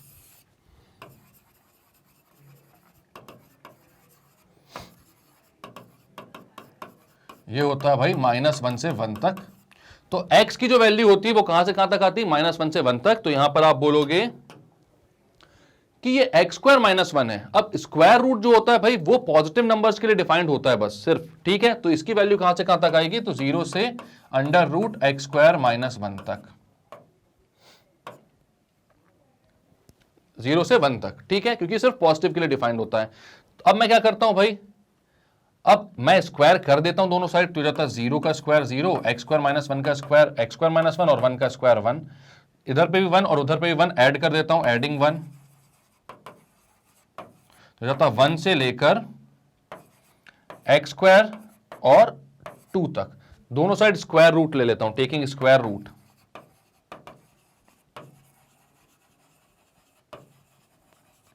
तो हो जाएगा +-1 से x तक +-√2 तक, ठीक है। तो अब भाई यहां पर देखो -1 ज्यादा होता है कि -√2, तो -1 ज्यादा होता है। तो आप बोलोगे एक इसकी जो लिमिट बनेगी वो कितनी बनेगी,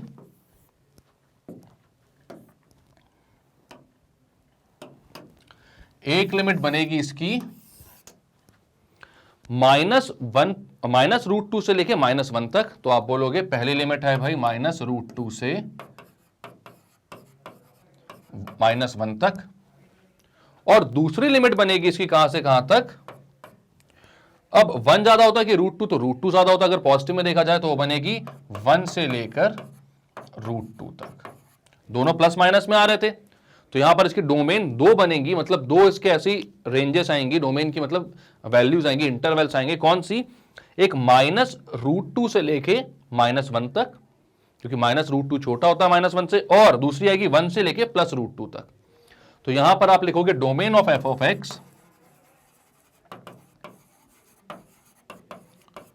तो वो कितनी आ जाएगी, वो आ जाएगी भाई -√2 से -1 यूनियन 1 से लेके √2, -√2 से -1 यूनियन 1 से लेके √2। कैसे कर रहे हैं इस चीज को एक बार और अच्छे से देखो, आप समझो।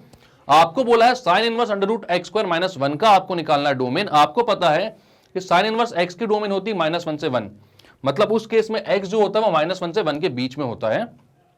आपने बोला लेकिन x² -1 जो है वो हमेशा ग्रेटर देन 0 होगा, तो यहां पर आप लिखोगे x² -1 वो ग्रेटर देन इक्वल टू 0 हो सकता है। क्यों? क्योंकि वो रूट के अंदर है भाई, रूट के अंदर से कभी भी नेगेटिव वैल्यू बाहर नहीं आती। ठीक है, तो ये कितना हो जाएगा 0 से लेके 1 तक। अब आपने क्या किया, दोनों साइड स्क्वायर किया, देन दोनों साइड ऐड किया 1, तो 1 से लेके 2 तक आ गई x² की वैल्यू। तो आपने क्या किया, फिर दोनों साइड स्क्वायर रूट ले लिया, तो यहां पर हो गया +-1, यहां पर हो गया +-√2। आपने बोला दो इंटरवल बन रहे हैं, एक नेगेटिव में एक पॉजिटिव में। आपने बोला -√2 से -1 होगा एक बार x, और दूसरी बार होगा +1 से +√2 तक। क्लियर है? तो करते हैं क्लियर इसको। तो भाई अब इसको ना एक और क्वेश्चन एक और तरीके से कर लेते हैं अपन। ठीक है, कैसे कर लेते हैं, अपना जो रेंज आई थी ना, वैसे मैंने ये वाला तरीका बताया, ये शॉर्ट एंड स्वीट मेथड है, आप इसे डायरेक्टली कर सकते हो, ज्यादा टाइम वेस्ट नहीं होगा। लेकिन अगर किसी को भाई पूरा मेथड जानना है कि कैसे क्या होता है, तो ये भी देख लो आप लोग कि अपनी जो रेंज आई थी भाई वो आई थी +-1 से लेके √2 तक, +-, है ना। मतलब इसको मैं इस तरीके से कर सकता था, इसको मैं ऐसे नहीं बोल के, अगर मैं लेता इसको भाई x के साथ +-1 से और यहां पे +-√2 तक मैं अलग अलग लेता, मतलब कैसे बोलता, मैं इसको लेता भाई इस तरीके से कि 1 x² और 2 ये चीज है। ठीक है, 1 से बड़ा था x² और x² से बड़ा था 2, ये अपनी इनइक्वालिटी थी। अब यहां पर मैंने बोला अगर एक मैं इनइक्वालिटी को अलग करता, वहां पर होता x² greater than equal to 1, ठीक है, और दूसरी इनइक्वालिटी को अलग करता और वहां पर मैं बोलता x² less than equals to 2। अब यहां से मैं वहां तक कैसे पहुंचता, तो यहां से आप देखते भाई, अब 1 को मैं इधर लेकर आता, तो यहां पर होता x² -1 greater than equal to 0, मैं बोलता x+1 x -1 greater than equal to 0। इसको मैं क्या करता, अब यहां पर अगर मुझे कोई इनइक्वालिटी देखनी है ना, तो मैं देखता यहां पर भाई कि अगर मैं x² वैसे मैंने लीनियर इनइक्वालिटी सॉल्व करवाई है 11th क्लास में, वहां पर इनइक्वालिटी काफी सारे कॉन्सेप्ट्स आएंगे। अब यहाँ पे क्वाड्रेटिक इनइक्वालिटी है, लेकिन अगर मॉड वाली इनइक्वालिटी आपने सॉल्व करी हुई है, और यहां पर मैंने जब फंक्शंस पढ़ाए थे डोमेन और रेंज वगैरह वाले, वहां पर भी आप ये जो क्वाड्रेटिक इक्वेशन वाली इनइक्वालिटीज उनको सॉल्व करने का तरीका समझ सकते हो। यहां पर क्या करना है अपन को भाई, x² -1 greater than equal to 0 है ना, हम उसको एक साथ ले आते हैं, x+1 और x -1 greater than equal to 0 होते हैं। यहाँ पर 2 पॉइंट्स मिलते हैं आपको। कौन से 2 पॉइंट्स हैं, तो भाई यहां पर पॉइंट्स है आपके पास +1 और -1, तो आप बना लो +1, पहले -1 फिर +1। ठीक है, अब आपको यह देखना है कि यहां पर हमारे पास कौन सा इंटरवल आएगा। तो अगर मैं यहां पर बोलता मेरे पास x² -1 इक्वल्स टू 0 था, x² का कोफिशिएंट जो था वो कैसा था, पॉजिटिव था, तो हम यहां पर पॉजिटिव से स्टार्ट करते, फिर हर पॉइंट पर अपना जो साइन है उसको चेंज करते, और ये हमारा हो जाता पॉजिटिव पॉजिटिव और बीच वाला पार्ट नेगेटिव।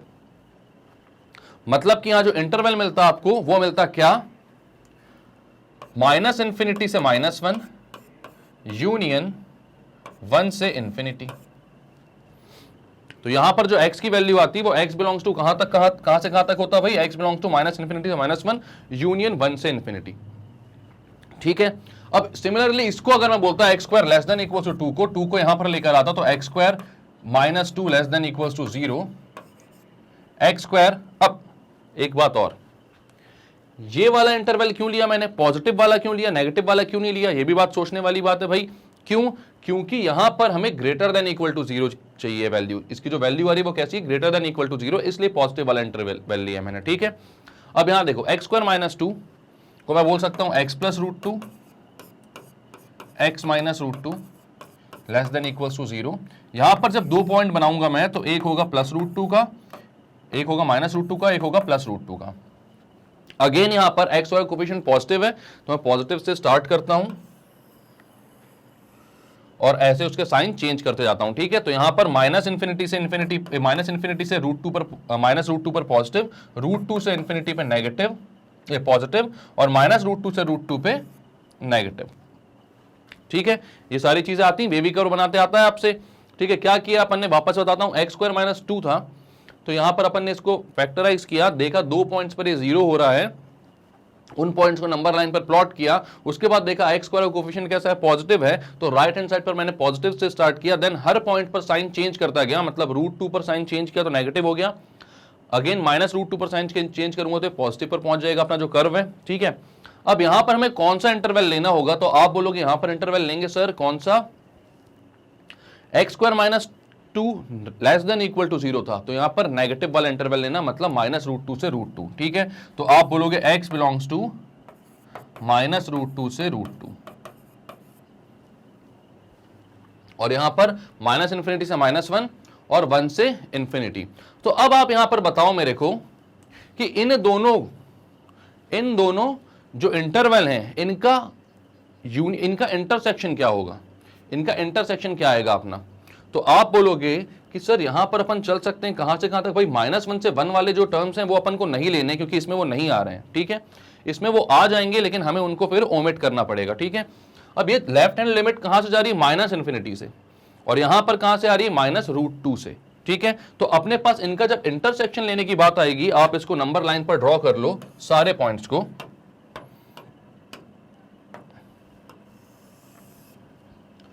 आपने बोला माइनस इन्फिनिटी, माइनस √2, -1, 1, √2, इन्फिनिटी, ठीक है।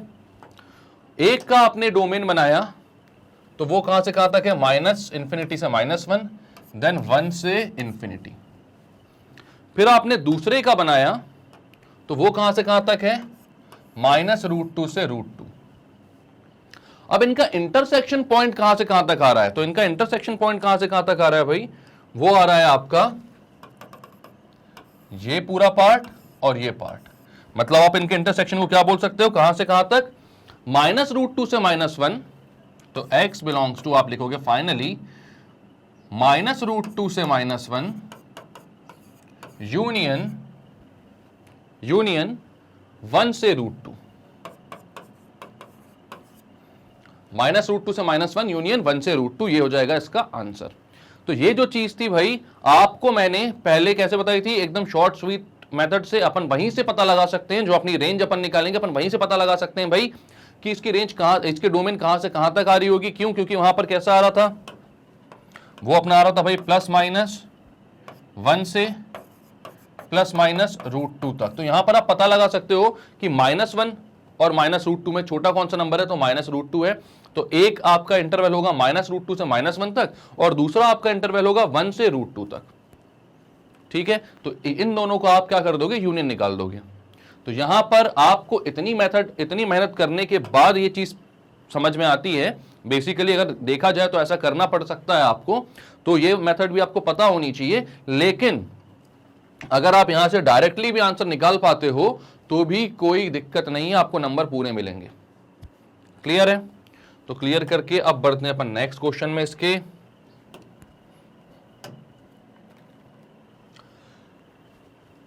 क्वेश्चन 4 क्या बोल रहा है, f(x) equals sin inverse x plus sin inverse 2x।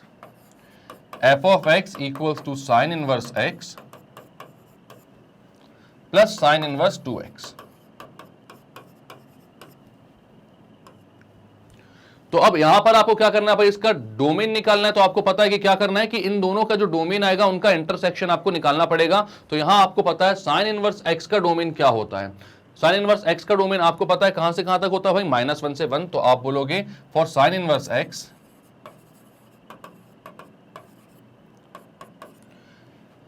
x belongs to -1 से 1, ठीक है। ये तो पता है, ये तो डिफाइंड है। sin इनवर्स 2x का जो डोमेन है वो अपन निकाल लेते हैं। तो यहां आप बोलोगे भाई for sin inverse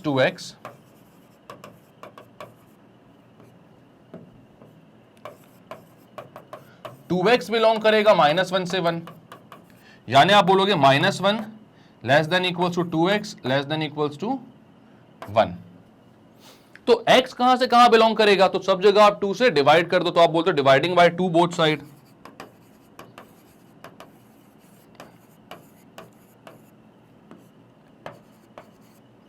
both sides तो हो जाएगा -1/2 से x और 1/2 तक। तो साइन इनवर्स 2x में 2x बिलोंग कर रहा था -1 से 1 तक, क्योंकि यहां पर 2x दिया हुआ जो है, यहां पर अपना जो फंक्शन है वो किसका है, 2x का है, मतलब जो इनपुट आएगा वो 2x आएगा, 2 से मल्टीप्लाई होकर आएगा, ठीक है। तो 2x बिलोंग कर रहा था -1 से 1 को, तो आप यहां पर बोलोगे x किसको बिलोंग करेगा, तो वो बिलोंग करेगा -1/2 से 1/2 को। तो यहां पर जो x बिलोंग कर रहा है वो कर रहा है भाई -1/2 से 1/2, और दूसरा कर रहा था x -1 से 1। सबको अगर हम नंबर लाइन पर प्लॉट कर दें एक साथ, ये हो गया -1, ये हो गया -1/2, ये हो गया 1/2, ये हो गया 1। अब मैं देखता हूं कि एक का डोमेन जो है वो है -1 से 1, दूसरे का डोमेन जो है वो है -1/2 से -1/2, तो इनका इंटरसेक्शन क्या आएगा, तो इनका इंटरसेक्शन यही वाला पार्ट आ रहा है भाई। तो आपने बोला -1/2 से 1/2 ही इसका क्या हो जाएगा, आंसर। तो आप बोलोगे देयरफॉर आंसर क्या हो जाएगा, x बिलोंग्स टू -1/2 से 1/2, क्योंकि इन लोगों का जो डोमेन का इंटरसेक्शन आ रहा है वो आ रहा है -1/2 से 1/2। क्लियर है।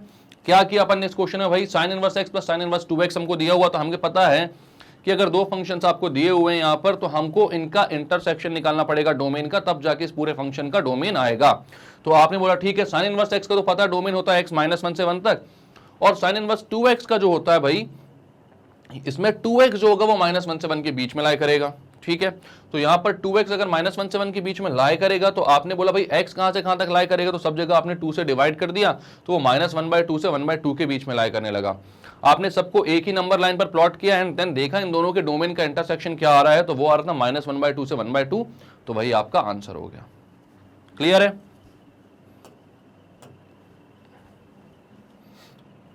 अब क्वेश्चन नंबर 4 क्या बोल रहा है, if sin inverse x plus sin inverse y plus sin inverse z plus sin inverse t equals to 2 pi, then find the value of x square y square z square x square plus y square plus z square plus t square। ठीक है, यहां पर आपको दिया हुआ sin inverse x plus sin inverse y plus sin inverse z, सबको bracket में लिखा तो इसको क्यों लिखे भाई एक्स्ट्रा, ये हो जाएगा sine inverse T equals to 2 pi. आपको x square plus Y square plus Z square plus T square की वैल्यू निकालनी। तो बेसिकली अगर आप साइन इनवर्स x की वैल्यू निकाल लेते हो तो x की वैल्यू वहां से मिल जाएगी आपको, ऐसे ही y और z और t की वैल्यू भी मिल जाएगी, ठीक है। तो आप यहां पर बोलते हो कि यहां पर 4 फंक्शंस है एडिशन में, तो 2 पाई को मैं क्या लिख सकता हूं, तो मैं यहां पर लिख सकता हूं sine inverse x plus sine inverse y plus sine inverse z plus sine inverse t equals to π/2 plus π/2 plus π/2 plus π/2। आपने चारों को किससे ऐड कर दिया भाई, मतलब चारों को क्या बोल दिया भाई, अलग अलग कर दिया। 2 पाई को 4 पार्ट्स में तोड़ दिया, π/2 π/2 π/2 π/2, चारों को ऐड कर लो, कितना हो जाएगा वापस से 2 पाई, π/2 प्लस π/2 पाई हो जाएगा, ये भी पाई हो जाएगा, पाई और पाई 2 पाई हो जाएगा, ठीक है। यहां पर आप क्या करते हो, अब चारों को अलग अलग इन चारों से एक एक करके इक्वेट कर देते हो। मतलब आप बोलते हो sine inverse x equals to π/2, तो यहां से क्या हो जाएगा आपका साइन इनवर्स x, अगर π/2 तो साइन इनवर्स को यहां ले आओ, तो ये क्या हो जाएगा x इक्वल्स टू साइन π/2, यानी कि 1। तो x की वैल्यू कितनी आ गई भाई आपकी, 1 आ गई, ठीक है। अब आप क्या करोगे, sine inverse y equals to π/2, तो यहां से आप बोलोगे y इक्वल्स टू साइन π/2, तो इसकी वैल्यू भी आ जाएगी 1।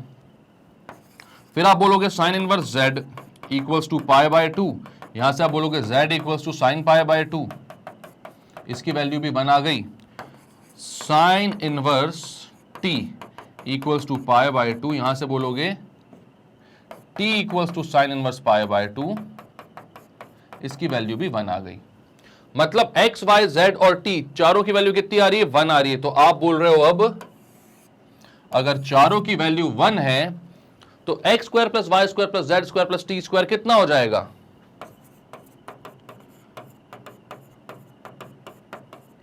ये हो जाएगा 1 square plus 1 square plus 1 square plus 1 square यानी कि 4।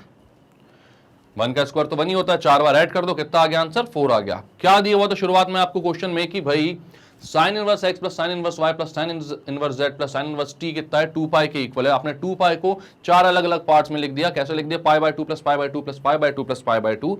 देन आपने क्या किया, एक एक करके चारों को इससे इक्वेट करवाया। तो आपका साइन इनवर्स एक्स जब पाई बाय 2 से इक्वेट करवाया तो एक्स की value I sign pi by 2 जो कि हो गई 1। सिमिलरली वाई जेड और टी की वैल्यू भी कितनी हो गई? 1 1 1। आपको निकालना था X square plus Y square plus Z square plus T square की वैल्यू, तो वो आपने बोली कितनी हो गई? 1 square plus 1 square plus 1 square plus 1 square, वो हो गया 4। क्लियर है? इजी क्वेश्चन था, खत्म करें इसको, करते हैं क्लियर। नेक्स्ट क्वेश्चन क्या बोल रहा है? If sine inverse X square plus sine inverse Y square plus sine inverse Z square equal to 3 pi square by 4, find the value of X square plus Y square plus Z square. Exactly same question है पिछले वाला जैसा, बस यहां पर क्या दे दिया अपन को? स्क्वायर्स में वैल्यू दे दी है। तो क्या डर है उससे अपन को? कोई दिक्कत की बात नहीं है। यहां पर क्या बोल रहा है? Sine inverse X square plus sine inverse Y square plus sine inverse Z square equals to 3 pi square by 4। तो यहां पर मैं बोलता हूं कि sine inverse X square plus sine inverse Y square plus sine inverse Z square equals to, यहां पर 3 pi square by 4 है, मतलब पाई स्क्वायर बाय 4 को कितनी बार ऐड किया होगा इनने? 3 बार। तो मैं लिखता हूं पाई square by 4 plus pi square by 4 plus pi square by 4। यहां पर भी 3 फंक्शन थे, मैंने यहां पर भी 3 फंक्शन लिख दिए। अब तीनों को मैं इक्वेट कर देता हूं, तो यहां पर बोलता हूं साइन इनवर्स एक्स का square equals to pi square by 4। तो अब यहां से आप क्या बोल सकते हो भाई?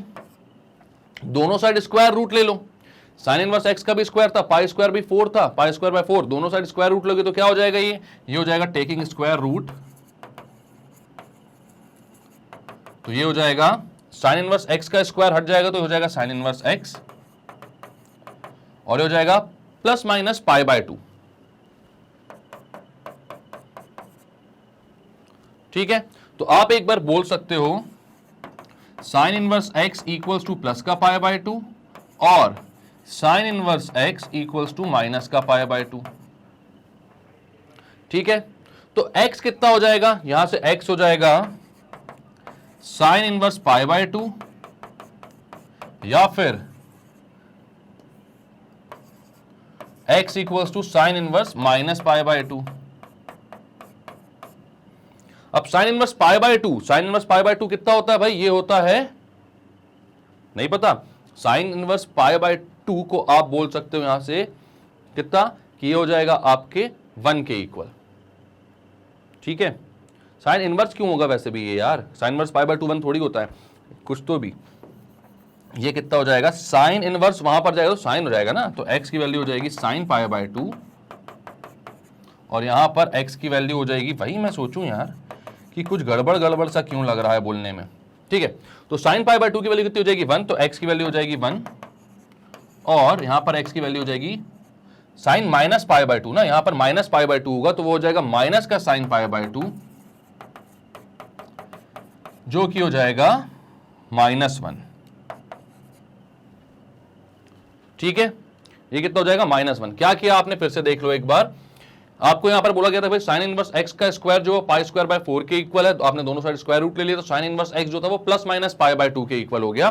तो आपने बोला एक बार प्लस पाई बाय 2 से इक्वेट करता हूं तो एक्स की वैल्यू आती है 1, क्योंकि साइन इनवर्स एक्स को अगर पाई बाय 2 बोलोगे तो साइन इनवर्स वहां जाएगा तो एक्स की वैल्यू जाएगी साइन पाई बाय 2। और अब यहां पर साइन इनवर्स पाई बाय 2 जब मैं लिखा था भाई पाई बाय 2 उसके डोमेन में नहीं आता है, उसके रेंज में आता है, तो वहां पर आप साइन इनवर्स पाई बाय 2 को 1 नहीं बोल सकते हैं ना, क्योंकि साइन इनवर्स में जो डोमेन लेंगे अपन वो -1 से 1 के बीच की वैल्यू होगी, वो रेडियंस में पाई बाय 2 और पाई नहीं होंगी। ठीक, अब यहां पर आप क्या बोलोगे, x equal sine pi by two, sine pi by two की वैल्यू हो गई 1। इसके बाद आपने क्या बोला, sine inverse x equal to minus pi by two, x यहीं पर रखा, साइन इनवर्स को वहां भेजा तो वो हो गया sine minus pi by two, minus को आपने बाहर निकाला तो minus sine pi by two हो गया। ठीक है, क्योंकि साइन ऑफ माइनस थीटा क्या होता है, माइनस का साइन थीटा। तो यहां पर इसकी वैल्यू -1 आई, यहां पर इसकी वैल्यू +1 आई। सिमिलरली जैसे कि x की आई है, x इक्वल्स टू 1 और -1, सिमिलरली y भी एग्जैक्टली 1 और -1 आएगी, और z भी 1 और -1 ही आएगी। इनकी वैल्यूज आपको समझ में आ गई कि एक की 1 आएगी या फिर -1 आएगी, एग्जैक्ट सेम वे में। क्यों? क्योंकि यहां पर भाई साइन इनवर्स y को जब पाई स्क्वायर बाय 4 से इक्वेट करोगे, सेम टू सेम स्टेप्स कर दो, x की जगह y रख दो, सेम वैल्यू आएगी भाई 1 और -1। साइन इनवर्स z को जब आप इससे इक्वेट करवाओगे तब भी सेम भाई, x की जगह z रख दो, सेम टू सेम वैल्यू आएगी 1 और -1। हमें वैल्यू किसकी निकालनी है भाई, तो हमें निकालनी है x square plus y square plus z square की वैल्यू। तो आप बोलते हो x square plus y square plus z square, तो या तो ये होगा 1 का स्क्वायर प्लस 1 का स्क्वायर प्लस 1 का स्क्वायर यानी कि 3, और आप बोल सकते हो x square plus y square plus z square, यहां पे बोल सकते हो -1 का स्क्वायर प्लस -1 का स्क्वायर प्लस -1 का स्क्वायर, ये भी होगा 3। भाई स्क्वायर की बात है, -1 का करो या 1 का करो, आंसर तो 1 ही आएगा, और जब सबको ऐड कर दोगे तो आंसर कितना आ जाएगा, 3। क्लियर है? तो इसका आंसर आ रहा है 3। क्या क्या किया था अपन ने शुरुआत से, तो हमें बोला गया था भैया कि साइन इनवर्स x का square plus sine inverse y का square plus sine inverse z का स्क्वायर 3 पाई स्क्वायर बाय 4 है। तो आपने यहां पर भी इसको देखा कि भाई ये पाई स्क्वायर बाय 4 कितनी बार ऐड हो रहा होगा, 3 बार, तो 3 अलग अलग पाई स्क्वायर बाय 4 कर दी आपने। यहां पर भी 3 आपके पास टर्म्स थे, तो आपने क्या किया, सबको एक एक करके इक्वेट करवाया। साइन इनवर्स x के होल स्क्वायर को आपने पाई स्क्वायर बाय 4 से जब इक्वेट करवाया, दोनों साइड रूट लिया, तो साइन इनवर्स x की value I plus minus pi by 2। एक बार प्लस पाई बाय 2 के लिए x की वैल्यू निकाली, एक बार माइनस पाई बाय 2 के लिए। जब पाई बाय 2 के पास आपने साइन को भेजा तो हो गया साइन पाई बाय 2 जो कि होता है 1, माइनस पाई बाय 2 में कितना हो गया, -1। सिमिलरली y की भी 2 वैल्यूज आई, प्लस और -1, और z की भी 2 वैल्यूज आएंगी। आपको x square plus y square plus z square निकालना, तो एक बार तीनों को प्लस लेकर ऐड किया, स्क्वायर था तो 3 ही आया। यहां पर -1 का भी स्क्वायर था, जब माइनस लिया तो भी 3 आया, तो आंसर इसका कितना आएगा, 3। क्लियर है? तो करते हैं भाई इस वीडियो को, सॉरी इस क्वेश्चन को क्लियर। और अब भाई ये फर्स्ट एक्सरसाइज जो है आपकी इनवर्स ट्रिग्नोमेट्रिक फंक्शन में, वो हो चुकी पूरी तरीके से खत्म, जहां पे अपन ने साइन के सारे कंसेप्ट पढ़े और साइन से ही रिलेटेड सारे क्वेश्चंस को अपन ने सॉल्व किया, साइन इनवर्स से रिलेटेड। ठीक है, नेक्स्ट अब अपन को जो पढ़ना है वो इनवर्स ऑफ कोसाइन फंक्शन पढ़ना है, तो वो पढ़ेंगे हम नेक्स्ट वीडियो में, और फिर वहां पर उसकी एक्सरसाइज को भी करेंगे अच्छे से खत्म। अगर आपको मेरे वीडियोस देखने में कोई भी दिक्कत आ रही है, आपको मेरी प्लेलिस्ट नहीं मिल रही है, नेक्स्ट वीडियो कौन सा है, पहला वीडियो कौन सा है, समझ में नहीं आ रहा है, तो कोई टेंशन की बात नहीं भाई, magnetbrains.com पे जाओ, ये पेज आपको ओपन मिल जाएगा। यहाँ पर आप जाओगे, सारी क्लासेस दिख रही हैं, वहां पर क्लास 12 पे क्लिक करो तो आपको क्लास 12 के सारे कोर्सेज मिल जाएंगे। यहाँ पर आप मैथ्स पे क्लिक कीजिए, तो मैंने जो जो भी पढ़ाया हुआ है उसकी सारी वीडियोस आपके पास यहाँ पर आ जाएंगी, वो भी टॉपिक वाइज। ठीक है, वहां से आपको जो भी सेलेक्ट करना है, जो भी वीडियो देखना है, उस पर क्लिक करोगे तो आपके पास वो वीडियो वहीं पर ओपन हो जाएगा, आप आराम से सारी चीजों को पढ़ सकते हो, समझ सकते हो। ठीक है, तो भाई अगर इतनी मेहनत हम आपके लिए कर रहे हैं तो थोड़ी सी चीज तो आप भी कर सकते हैं, क्या कि भाई लाइक करें इस वीडियो को, सब्सक्राइब करें हमारे चैनल को, और शेयर करें उस स्टूडेंट तक जो कि केजी से लेकर 12 तक कोई भी सब्जेक्ट पढ़ता हो, क्योंकि मैग्नेट ब्रेन्स में सब कुछ अवेलेबल है, वो भी 100% फ्री और क्वालिटी के साथ, क्योंकि बहुत ही एक्सपीरियंस टीचर की टीम बहुत मेहनत से सारे वीडियोस बनाती है, तो इतना तो हम आपसे भी उम्मीद कर सकते हैं। तो चलो बच्चों, फिर मिलते हैं नेक्स्ट वीडियो में, तब तक के लिए bye bye and take care.